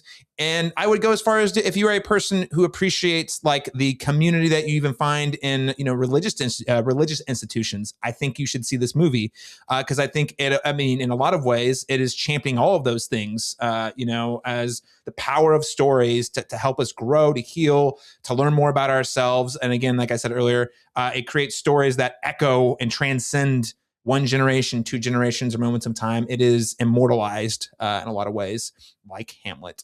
So B- because I really admire what it's doing, but I have to say, for me, so much of the movie's success relied on, does the third act climax make me cry? Because that's definitely what they're going for. And for me, it was like, I see you, I like you, but I'm not quite there. So with that, I'm gonna give it a B-. B- is fine. I thought I was guessing C+. So okay. B- is a notch higher. So that's still in the. You guys talked it up, frankly. You guys talked me up. I was at a C+ when I was thinking about it this morning. I was like C+, B-, and but I think Sunrise did a great job summing up. It's like I really like and want to champion this type of movie, and I think it does so much well that it would be mean to say that it's like mid, because it's not. It's better than mid. It's just Laron, here's another example, not to derail us too much, but earlier this year, you and I had, I think, a short conversation on the show. A lot longer conversations about this movie not on the show was oh snap, with the Tom Hiddleston movie, Life of Chuck, right? Yes. And that was a movie you and I talked about, like, where that movie also, in a lot of ways, in my opinion, whether it works for you or not, relies on whether the emotionality connects with you. Sure. In that case, it really did. So, like, especially the more I thought about it, it helped me process some emotions I hadn't really considered even when I was watching it. And you all recently dealt with some loss at that point. Right, specific to the loss that's in the movie, so that made sense. That was a movie that really didn't work for me, and I tried again to rewatch it, but I understood that for the people who had a resounding, it had a resounding effect on, I couldn't just disregard that and say that the movie didn't have any merit. It just personally didn't work for me. So Right. I understand. And I say it to say, like, there is something to be said about sometimes it really does, whether a movie works on for an individual really does, depend on the context the individual is bringing to the movie in that moment in time. So, so try to give your friends credit whether they like a movie or not, especially if it's one that you can see it's like leaning into the emotionality to really deliver the real kind of thesis of the story. With that said, I'm not going to recommend Life of Chuck instead of Hamnet. I would recommend it along with Hamnet. Here's one I want to throw at you guys for my alternate media recommendations, and I usually throw to you guys first, but short soapbox. There's a little show on HBO Max called Station 11 that came out a couple years ago, I think 2021, so I guess about 4 years ago, that you'll watch the trailer and you'll be like, Caleb, what does this have to do with anything Hamnet's doing? And trust me when I say that the thesis of that show is the thesis of this movie. And now it is a television show, not a film. So therefore, it has significantly more time with the characters. The story is also much bigger in scale in terms of the world that they're building. But you're looking at, this is a film that it opens with a pandemic ravaging the planet. Hey, it came out in 2021. No wonder no one watched it then. But what the main story is actually taking place in the aftermath of after this plague or pandemic has basically decimated society as we knew it. What is the thing that brings us together, that helps us connect these differing tribes? And it's the powers of storytelling and specifically in that show, theater. I will not spoil any of the specifics of that, but I feel passionate about this because not enough people have seen that show, and everyone who's like telling me why they like this movie, I'm like, that show has the same thesis, and it, because it's on television, there's a lot and it had a bigger budget. It was able to do it in a lot of ways that that resonated much more deeply emotionally with me, and I still think about regularly. So Station 11, my one recommendation, go watch that show. I think it's like 7 or 8 episodes. It's on HBO Max. Seriously, it's worth your time. Hopefully we're far enough away from COVID where you feel like you can watch a show that opens with a pandemic, because it is it's very fresh. But I promise once you get past that opening setup, it really leads into where the story really shines, in my opinion. Laron, Chapman, what else would you recommend alongside Hamnet? The show has remained on my queue since you gave me that great review years ago, and when I have the time to sit down and watch it, I promise I will, because it is a show I genuinely wanted to watch before you recommended it. So having any connection to this makes it go up higher in my list. I'll say that. I just want to be very clear. I was not throwing shade at you. I was mostly just collectively at everyone, because it's like yeah. No, I definitely thank you for hearing me out. Absolutely, yeah.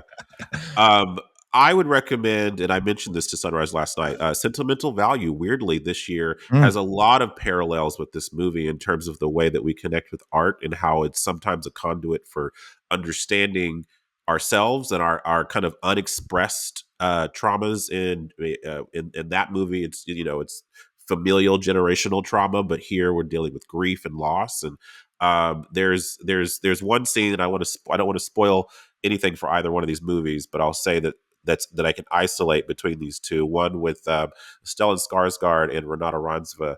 He's trying to connect with his daughter, and they have had a contentious relationship their entire life. But this body of work that he's creating is like, it's like how he's able to communicate with her, through that. And there's a scene at the beginning of Hamnet where she's like, tell me a story. I thought you were a man of words. You seem very inarticulate, and then, this body of work that he creates does something very, very profound for her later, and being able to speak through that work. So I think there's an interesting parallel about the way that sometimes art can articulate the things that we can't say with words. And I think that there's an interesting parallel with those. The other one I'll recommend is Clouds of Sils Maria, another movie about the way that art can also change form as we age over time, and how where we were with that particular at this particular point of our life, it may speak to us differently as we age and become wiser, and we may relate to different characters. I think we've done this with the Before series. You ask me what my favorite one of those three is, it'll change based on how old I am. So, ask me again in 9 years, I'll tell you a different answer. Yeah, absolutely. Yeah. Awesome. Great recommend. Sentimental Value, still very high on my watch list. I've got to get to that the next week, actually. Sunrise Tippeconnie, what else would you recommend to go alongside Hamnet? Yeah, I will just say briefly that I'm just overjoyed to hear people talk about both those films, and to hear Laron say them both in the same breath is really great. They're a good conversation with themselves, both those two films, Sentimental Value and Clouds of Sils Maria. Two, I think, are the strongest films of this century, both of those films. Okay, yeah. I'm surprised that nobody talked about Terrence Malick. I'm not going to recommend him, but I mean, if you liked any of this, I felt like you should probably investigate Terrence Malick, probably, Tree of Life. I'm surprised that nobody brought up Petite Maman. I don't know if anybody's seen it. Yeah, Petite Maman. Yeah, no, I see that thread right there. That's kind of I like that movie. I like that connection. Yeah, it's a great film. Yeah, so if you're interested in familial connections and how they transcend, I guess, our conventional divides, I feel like that film is really able to strike on many different levels and has a sense of hope that comes with it. That's one that struck with me all the way through, but also recommend a couple others because of this my own relationship to the formality of the filmmaking. There's a film called The Cow Who Sang a Song to the Future. It's a Chilean film from 2022, and I'm not going to spoil it, but basically it is also dealing with a similar circumstance of like a family dynamic that's very similar to this film, and the healing powers that kind of are unexpected. And it also kind of allows for healing to happen in a way that is very similar to, I think, what is happening in the film and what I think maybe people might need in their own lives as we kind of move forward from people that have been lost to time and to resources. I also think you should probably watch Cocteau's Orpheus. So Orpheus is used as a reference by the characters when they kind of start telling stories. And there's something very similar to Cocteau's style. It's very, very experimental and very formalistically playful in a way that I think Zhao is also. And it tries to reach some sort of conclusion about artistry and connecting across divides in a similar way. But just if you are unfamiliar with Orpheus, because of this film, I would go, watch that particular film. It's got a very interesting interpretation of Orpheus that might parallel.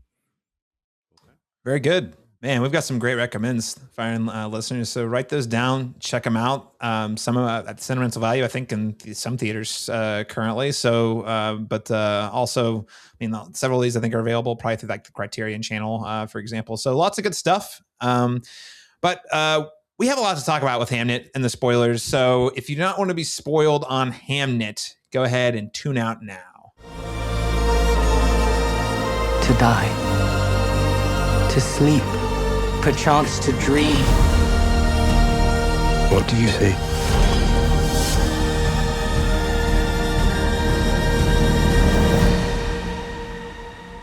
Why?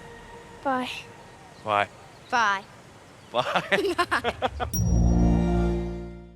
Okay, so with the spoilers, I had kind of two main topics open to more input if you guys had anything that stuck out to you. But I wanted to start with this idea of life, death, grief, and how stories heal us and bring us together. So again, Hamnet is a fictionalized version of events behind Shakespeare's writing of Hamlet. And the film presents Shakespeare as like largely well-meaning, but I would say, at least my takeaway was pretty absent father figure who really is missing in action as his family is struck by the plague. Again, that leads to the death of his son, Hamnet.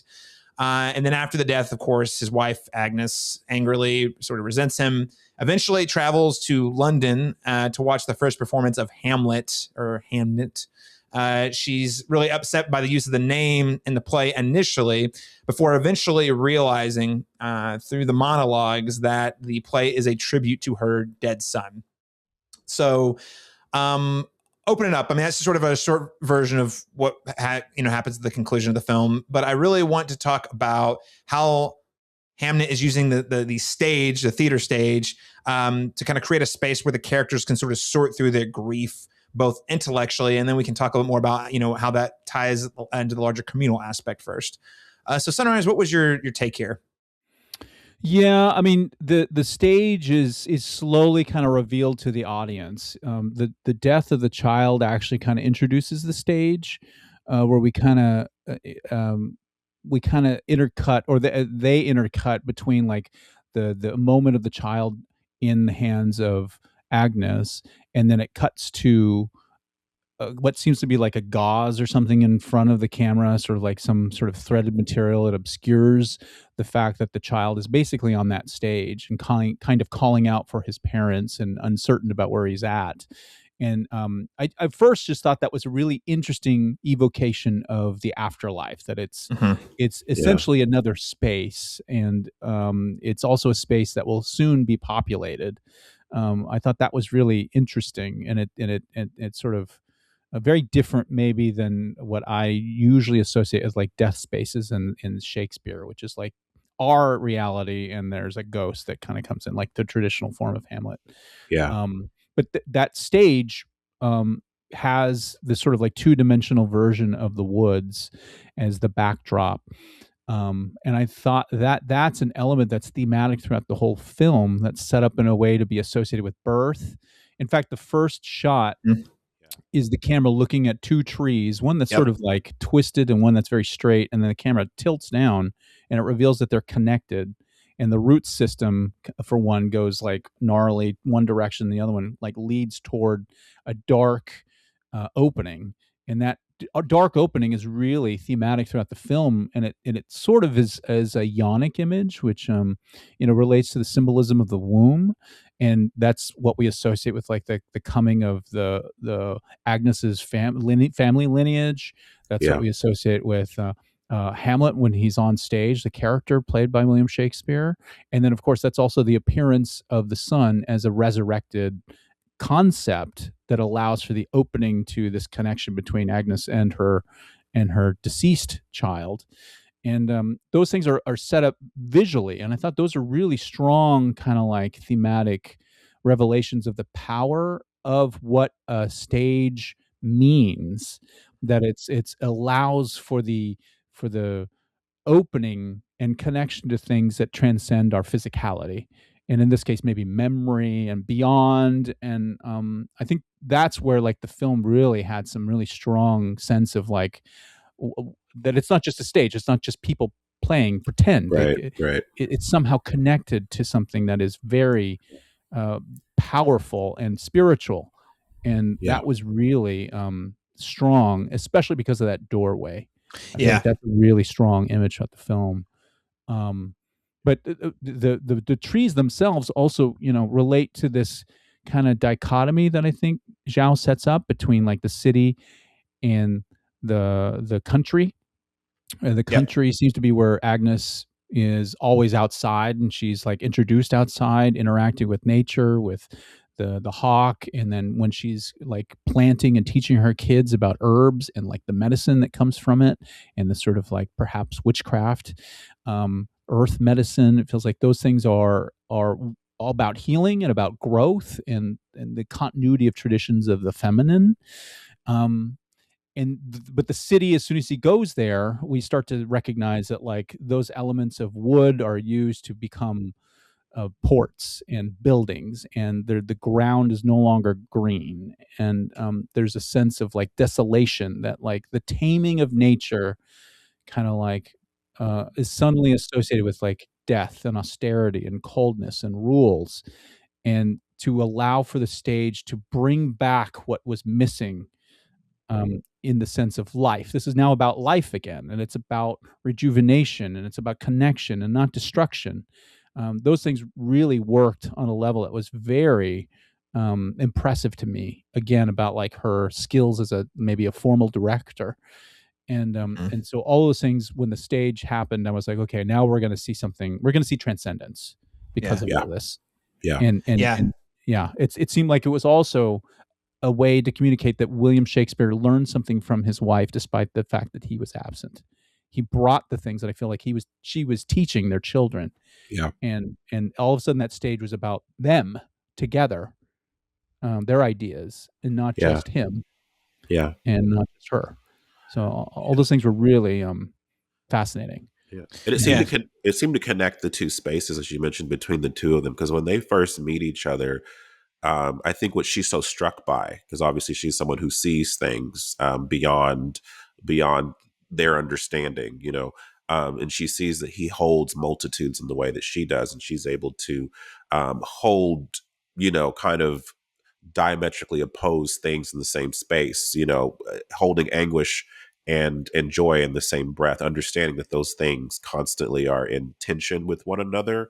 And in terms of the stage, as you're mentioning, like I do love that opening shot and that very foreboding shot, like of as you mentioned, this kind of cavernous dark realm, and how what feels like something ominous becomes something very, very profound and emotionally cathartic at the end. Like, the idea that there is beauty after that, there is joy after that, and those things just have to constantly work in tandem with one another, with the human experience, and I think that I don't really think this is a movie about William Shakespeare as much as they're trying to, he is a figure that they're using as a vessel to try and understand.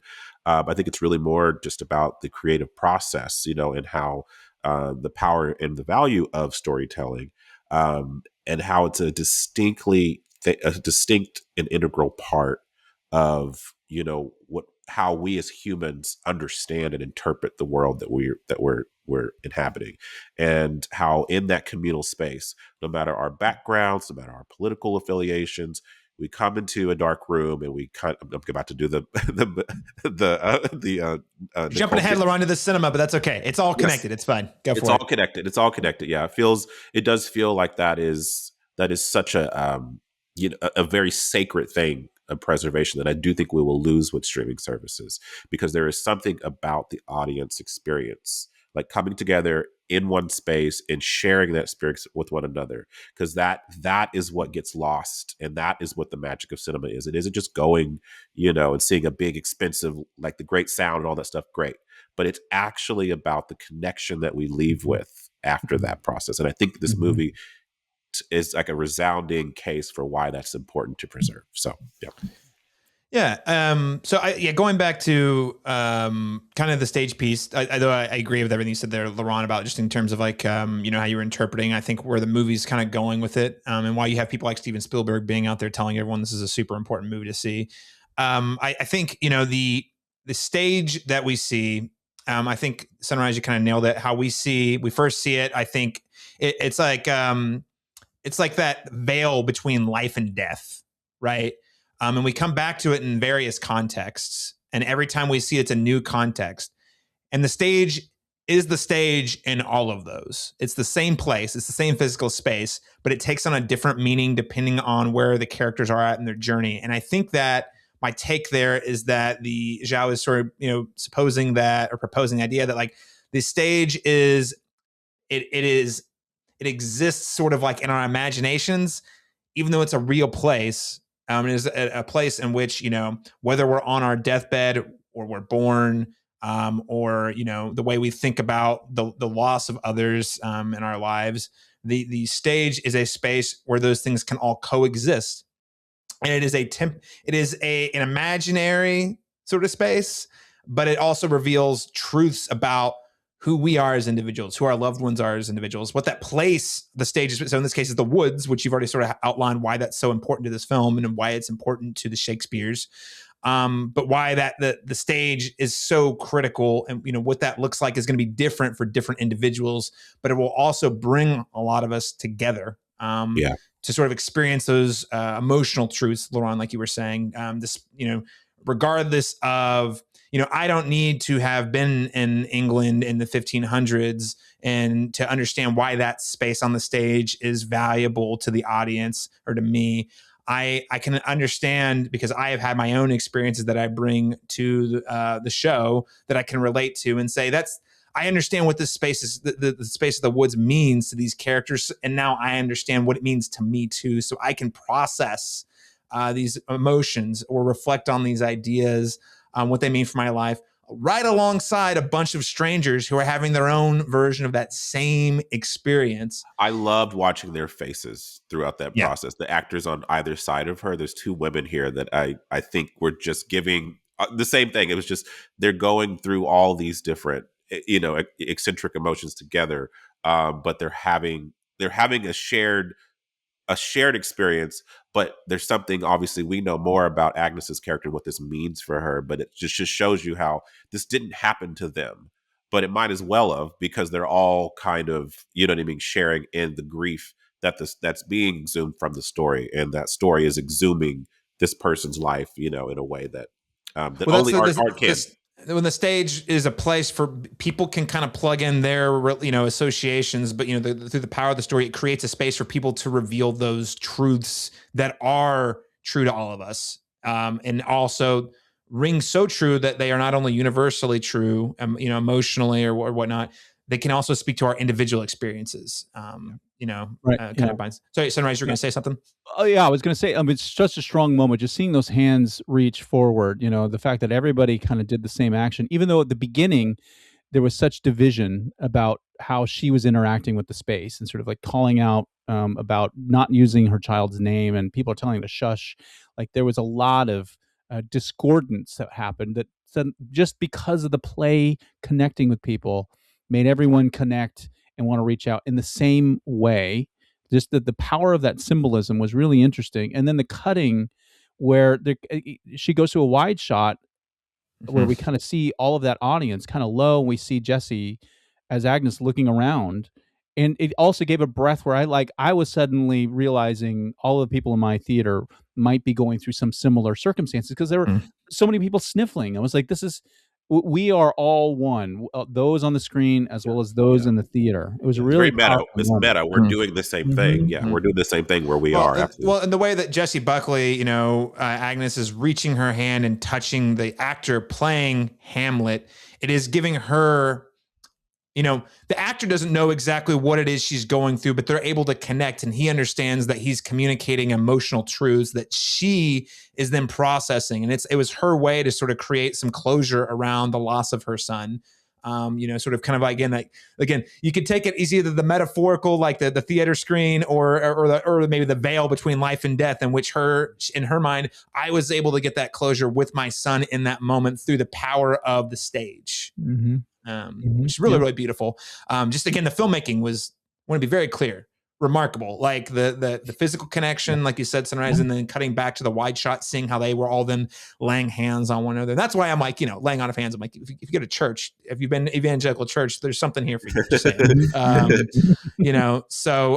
Anyway, just a really beautiful sight to see how it kind of creates a spiritual experience, where everyone's experiencing their own version of the same emotional truth together at that time. Really top-notch filmmaking. That unfortunately, I was like you said, Sunrise, I'm sitting here, I'm thinking, I get it. I see where we're at. This is a really beautiful statement, but it's not making me feel, I'm not feeling it that way, but I appreciate that it's making the statement at all. So that's really beautiful. Laron, anything you want to add? Obviously this seems to be a moment that really connected deeply with you emotionally. Like, is there anything you want to add about, how Zhao put this all together? Did this really bring a satisfying conclusion to the movie you've been watching? Yeah, I feel like she paints these vast canvases in silence. There's a lot that she can communicate, that when she uses words, they're intentional. There are certain lines that callbacks to lines that are just, for me, earth-shattering.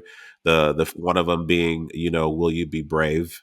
That's something that he says to his son as an innocent thing of encouragement.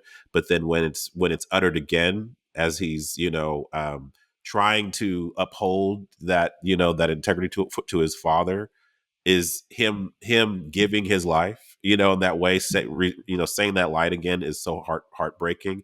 Another one is, keep your heart open. That was something that her brother said to her. And then, again, it happens whenever she goes to the stage, as she's coming in with all this resentment, about why he hasn't been there for her, only to find that he has been distilling his grief in this really profound way. He's about to gift her with something that he couldn't have given to her with words. It had to be in this way. And that moment when she finally gets it, when she looks over at him and she just kind of smirks a little bit and just kind of nods her head like, thank you for this. This is actually going to help me move past this point with the two of us, and thank you for giving this beautiful tribute to our son that will, keep him alive for us moving forward. I found that just very, very, very beautiful.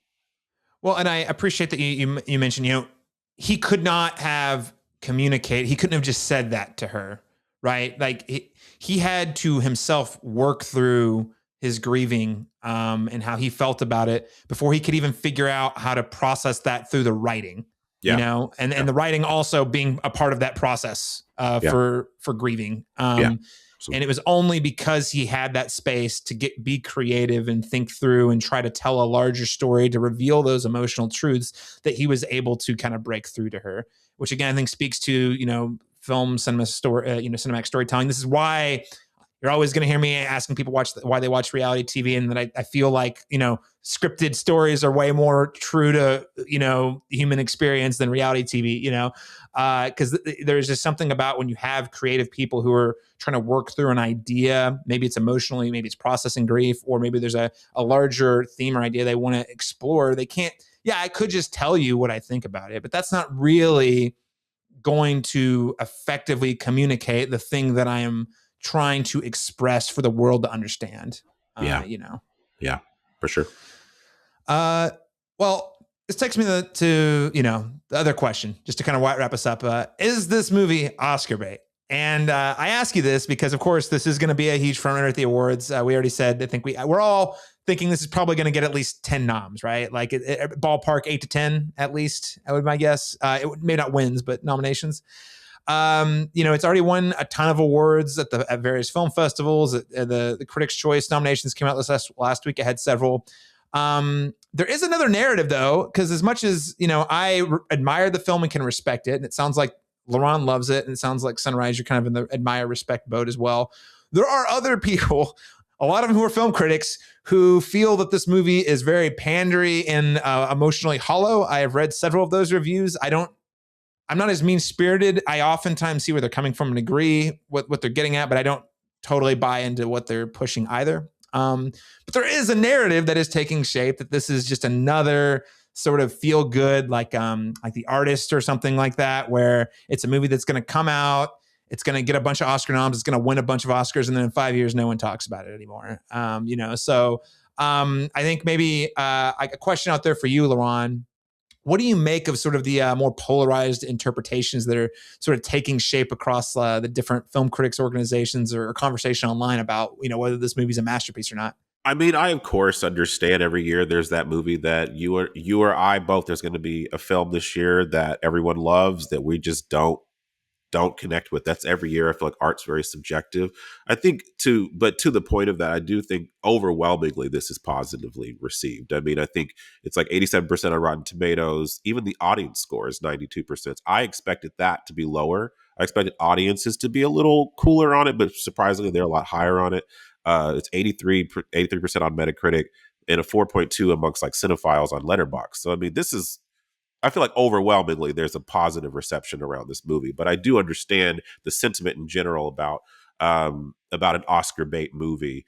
And I do think that but also I don't think that the accolades for this are unwarranted. I mean, I think we all express that the crafts in this movie are very strong. But I do think like something I would categorize as Oscar bait would be more something like what's that Sydney Sweeney movie that just came out, like Christie, for example, where you have where you have like a performance that is clearly like, it's obviously like a performance that's clearly going for like, okay, the transformative, like she's beefed up, she trained for it, it has that kind of vibe in the way that, what is it, the Jessica Chastain movie that she won the Oscar for? Like, I think she's given better performances than that, but because she's caked in makeup and doing the, whatever, it feels more, I don't know. But I don't know. I guess Oscar bait, I normally attribute to something that walks and talks like something that might win an Oscar, but isn't actually deserving of that. if that makes Well, see, sense. that's where I think you and I might have slightly different definitions. And I don't disagree with your definition, but I think the thing when I think about Oscar bait, I think about a movie that is made and it is speaking directly to Oscar voters, incorporating a lot of things that are especially sensitive to those topics. You're like, oh, the Academy's going to love this. Like, and now there are versions of that, Laron, to your point, that are definitely very calculated in how they were made. I don't know that I would necessarily say Hamnet is calculated. I think Chloé Zhao and the producers had a story they wanted to tell, and they went out and told it. I don't think it was like, we want this to win 10 Oscars, but I also think there's a pretty considerable overlap in what this movie is about and what the Academy loves to hear, which is stories are important. The work we're doing is like, we're going to be immortalized for the ages, that's why I think like The Artist is an example I come back to. It's not a bad movie. I like it. And I think that, in fact, there's a lot of things about it that make it worth standing the test of time. But also, the only thing anyone talks about with The Artist anymore is, man, do you remember how that movie got a bunch of awards and no one really cares about it anymore?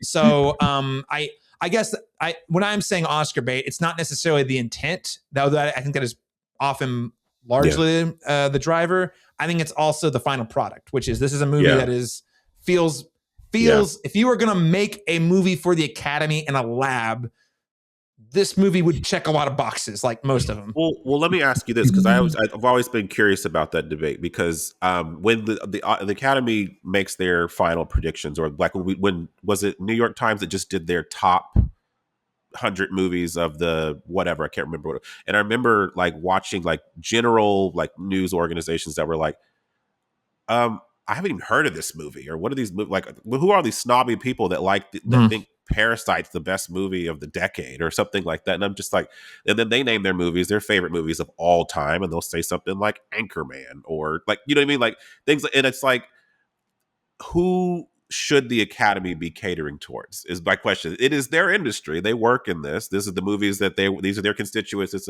or should we be appealing to like the broad general audience? Because if we talk about broad general audience, we're going to get some interesting picks in that same demographic. So it's just, I don't know. So let me put it this way. I don't think it's a one or the other. I'll put it that way. I think it's very complex, because let me put it this way.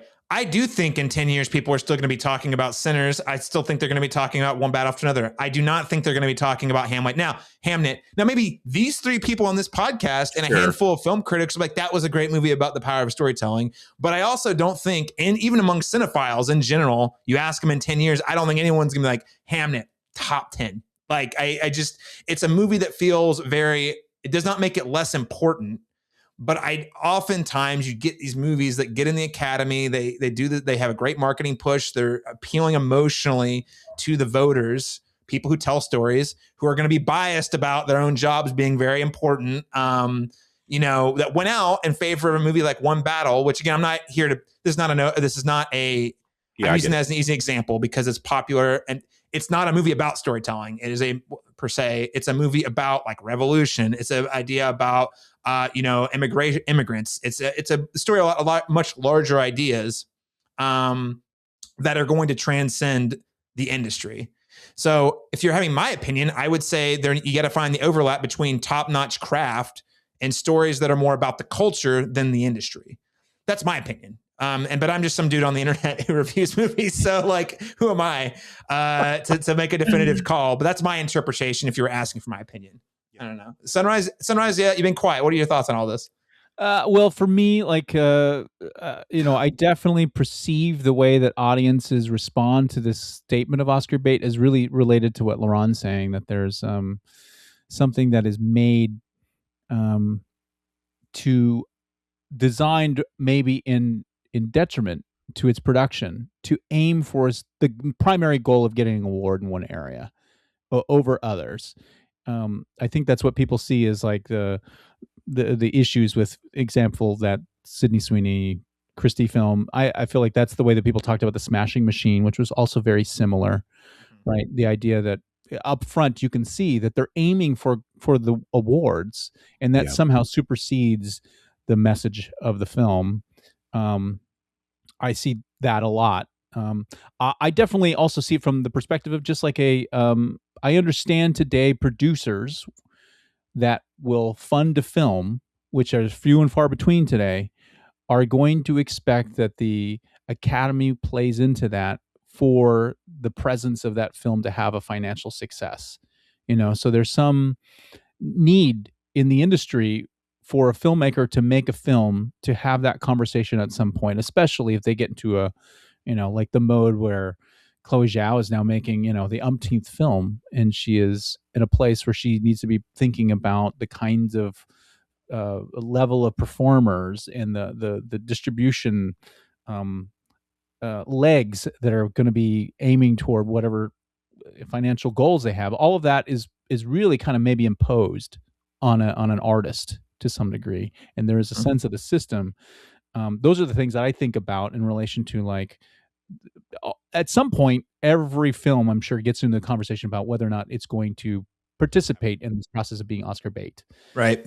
And at some point, it either aligns with it or it doesn't, and to its detriment or to its benefit, either one. But I today in our world where we have major multi-million-dollar productions, even though Caleb mentioned that this $5 million budget listed, I've seen it also listed as like 30 million in some places. But regardless, the machine of advertising behind it is going to probably be at 30 million plus, so it's going to probably be in a place where it needs to make that kind of money, regardless of what the actual expenditure was. And the Oscars get into that conversation, especially when it's not an IP related, like classically IP, like not a franchise. There is some sense of this being IP because it's previously written, and of course Shakespeare has its own audiences that it's going to bring into the forefront that also might align with the Academy. So it seems like it's naturally designed in a way to appeal to whatever the messaging is of an Oscar baited film. But I think Chloé has to be on board with that. I mean, if you do any investigation in this specific film, she is constantly in interviews talking about how she didn't have the ending, and that she and Jessie Buckley were the only people that knew she didn't have the ending yet. And to me, that means that it's like all the things we're talking about were suddenly probably figured out on set, or through the process of the making, and not in the setup. And a lot of that, I think, has to do with the message that we're gleaning from it. And it's just the right time, the right place, even though I'm sure Spielberg had some sort of maybe nudging in the directions that would communicate what we're talking about. And to me, that means that it's, somewhere between Oscar bait potential, but not Oscar bait setup, probably. Yeah. Okay. Yeah. Yeah. Makes Now, sense. and also, thank you, Sunrise. Important clarification. It was clerical on my part. The budget is in the 30 millions. Remember I said earlier, it was the box office return. Sorry, that was important correction, so that I don't get angry comments on YouTube. Thank you for that clarification. But listen, I'm not here to say that I think that I don't think it takes away from this movie at all. I wouldn't classify this necessarily as like a negative form of Oscar bait. It's just, the thing that we talk about with the Oscars frequently is they really like to award movies about themselves, like give awards to movies about themselves in favor of, they would pick that over a lot of times movies that are, frankly, their fingers a lot more on the pulse of what's going on larger culturally. So I always think, if this shows up at the Oscars, gets 10 nominations and gets 5 wins, over other movies that I might like a lot better. Like, it's going to be hard for me to be like, yeah, that movie definitely was, it wasn't trying for Oscars at all. But I do think that, ultimately at the end of the day, I don't think Chloé Zhao set out to win awards with this. I think that's just the kind of movie she likes to make. I think Spielberg probably might have influenced, I don't think he helped fund the movie or at least influenced the funding of the movie to get it to win awards. But he's also like, if you're trying to sell the script for this movie, one of the things you could say is, hey, this has got some real awards potential. And, those awards can really be beneficial to your studio or to your credits. So it's a complicated thing. There's not really a simple definition. I think you're right. You guys are both right in terms of how you would define it. It's generally a negative. It's generally speaking to movies that are kind of mediocre, but have certain components that you can tell are sort of aiming to hit a very specific demographic to win an award. Sorry, Dwayne "The Rock" Johnson, and it's not going to be you this year. But I don't know. This is one of those movies I was watching. I'm like, man, the Academy catnip. They're going to love it. And I'm not saying it's a bad thing, but whenever, Laron, we're sitting down making our predictions, then I'm going to be sitting here talking about Sinners, one battle after another, getting upset that 28 years later didn't get nominated for half the things it should have got nominated for. But Hamnet's coming in, and I'll be like, it's because it wasn't about the Academy enough. That's how that will be a sentiment you will probably hear me say. And all I want to do with this conversation was just identify, how much of this is calculated or not. Is that a bad thing? And a lot of times it's not calculated. It's just sort of circumstantial, which seems to be more likely the case here. I think that's the larger problem, I think, with award campaigning in general. You know what I mean? Like, as much as I love it, it becomes kind of a, you know what I mean? Like an unnecessary element that kind of goes against maybe like the larger point. These movies can stand on their own. You like them or you don't. They'll have a value to you, whether it wins an award or not. Several movies I love never got nominated for Oscars, and we'll argue about them till the end of time. But the movie is no less important to me, whether it got that or not. But in the context of this, I understand what you're saying. Yes, this is something tailor-made for a specific kind of audience that likes a specific kind of movie. You know what I mean? Like, it's definitely not just broadly, like you said, you probably wouldn't show this to your mom, but maybe someone you'd show it to, like, that's a little bit more cinematically inclined, that watches more, has diversifies their, has a diverse viewing, catalog, so I don't know. But I guess when I think of Oscar bait, I'm thinking more like the inverse of this would probably be like the one that won the Best Picture many years ago, was Shakespeare in Love. Like, that's an example for me. Like, that feels like, oh God, that's pure Oscar bait for me in general. But it's obviously a pageantry kind of costume drama dealing with Shakespeare and an imagined idea of him. And they ate that up all the way down. But as you mentioned, it's now something that people talk about with disdain, in terms of one of the movies that won that year. Green Book was another one semi-recently that got a lot of malice, and that's interesting because that one's less about the industry. It's more about a certain demographic of the industry who happen to be the largest voting population of the Academy body. Here's another example, and I wouldn't classify like La La Land. I would not, I guess, to my, kind of for me to kind of hold myself accountable. That's another movie that is kind of like this movie in that it's definitely speaking to people who believe in the power of storytelling and chasing the arts and all that. But I hesitate to call that Oscar bait, even though it is definitely also like almost engineered for people in the industry to vote for. You know what I mean? Yeah. So yeah. I think it's straddling the line. As Sunrise said, it's kind of right there. It's like, it could be interpreted that way, but there's also a lot of merit to it as well. So it's just kind of, it's in between there. Yeah, for sure. Yeah. Well, it's a great conversation. Anything else either of you would like to say about Hamnet before we wrap up today? Keep going to the movies and watching movies in cinema, and then watch this movie and see why that's important. Go see it. Yeah. If you're a person who values the theatrical experience, who values women of color making movies, who values more traditional filmmaking techniques versus CG, I think go see it. I hope it works better for you than it worked for me, but also I think even if you don't, it doesn't land with you emotionally, you're going to find a lot to really admire and appreciate. I'll just briefly say that all of these themes that we're talking about, I think, are like the maybe the priority of the film. Underneath it, I just saw this other kind of like through line about intention and sort of like this relationship to what it means to be kind of like a witch, I guess is the word that they use, or like a Wicca. We see through Agnes just this ability to use the natural world. And that's it. Something she teaches her children. And it's related to kind of like what I would indigenous wise called medicine. But related to this, there's also sort of like the idea of manifestation and focus and intention, which I think are associated with like Wicca magic, and the idea that if you focus enough, Yeah. and there's a procedure and a process and a ritual to it, what you wish will come.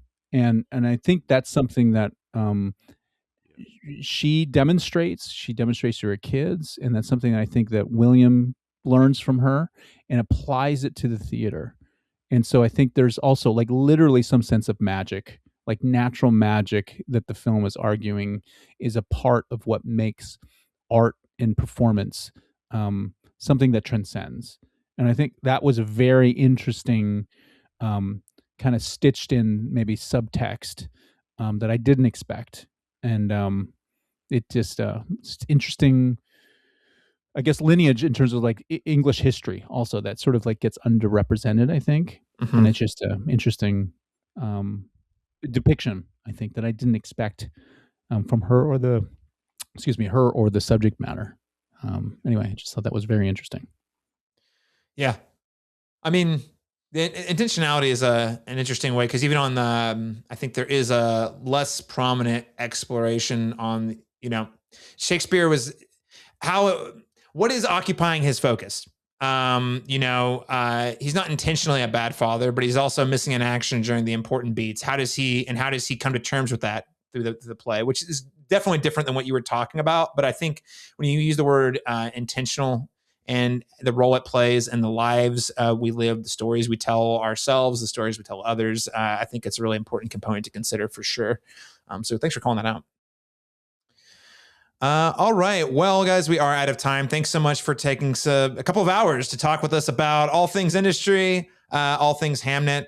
We've got, a few more weeks of some great movie discussions coming your way. But before I announce those, Sunrise Tippeconnie, thank you so much for rejoining the show. It was great. It's great to have you back on the mic. Looking forward. Hopefully we can do it again soon. But thanks for joining. Thanks. Yeah, it was great to be here. Yeah, I appreciate it. And where can people follow you and the cool things you're doing, either personally or with deadCenter online? Yeah, so if you want to follow deadCenter, you can go to any of our socials or to our website, which is deadcenterfilm.org, and you can kind of see the things that we're doing. We have the festival, of course, coming up in June 10th through the 14th in 2026, downtown Oklahoma City. It's going to be a great year. But we also have year-round programming as part of our Continuum program, so you can kind of check that out on our site. I also host a Indigenous podcast, and if you are interested in hearing about Indigenous film criticism and some of our guests that we talk to on Indigenous arts, you can check out the Real Indigenous podcast, which is, I think it's Real Indigenous Podcast on Facebook, Real_Indigenous at Twitter, and or you can go to our Patreon, which is just Real Indigenous Podcast. Yeah, and again, thanks for having me. It's great. This is being on this podcast has always been a highlight to me. I have great memories, and it just is always a reminder to me of how much our film culture is alive, despite what I think people report. I feel like this kind of conversation is really important for people to have and to hear, and I'm just privileged to have been invited. So thank you. Yeah. Oh. Yeah. Thanks for being here. Thank you for being here. And I just want to reiterate, likewise, you bring so much value and so much knowledge and insights to the conversations. Really happy that you are comfortable and willing to kind of share these with Laron and myself and our listeners. And again, that is our mantra: thoughtful conversations on film. But you boil it down, it's because let's really talk about what makes these stories important. As far as my experience in Oklahoma, you're a really integral part of that. So thank you for all you're doing there. Laron Chapman, where can people find you online? They can follow me on Letterboxd at black_cine_man, or they can follow me on the Cinematropolis for more reviews like this, or they can follow my film review column, Real Insights with Laron Chapman, also on the Cinematropolis. All right. Well, of course, like Laron, you can find all my stuff over just at thecinematropolis.com. We are really trying to up the game on video, so it's still in the experimental stages, but hopefully if you follow us over on Instagram at thecinematrop, a lot of story posts, but we're trying to get into reels, so we can show you little bite-sized clips. So hopefully you see those and come watch the full show. Also on YouTube, we're doing YouTube reels. So check out those channels, subscribe, follow us there. And of course, you can find me on all those channels, Letterboxd, Instagram, what have you, at C Masters Talk. That's letter C Masters Talk. Thank you so much for joining us, everyone. So Laron Chapman, next week. It's getting hot. It's getting spicy. I'm so excited to talk about Avatar, Fire, and Ash. I know, Sunrise, you joined us for Way of Water. Now we got to see the other side of that. How's it going to pan out? Fire and Ash coming at you, everyone, next week. I'm way more interested in the conversation around the movie than the actual movie, probably. But I will say I love to see James Cameron cook, even if he's cooking with the story and world I really don't care to see more of. It's still watching him cook. So, we'll see how that goes. And then the week after, you can catch us talking about Marty Supreme following the Christmas holiday. And then we'll get into sort of our year-end wrap-ups the weeks after that. So thank you so much for joining us, everyone. We'll catch you again next time.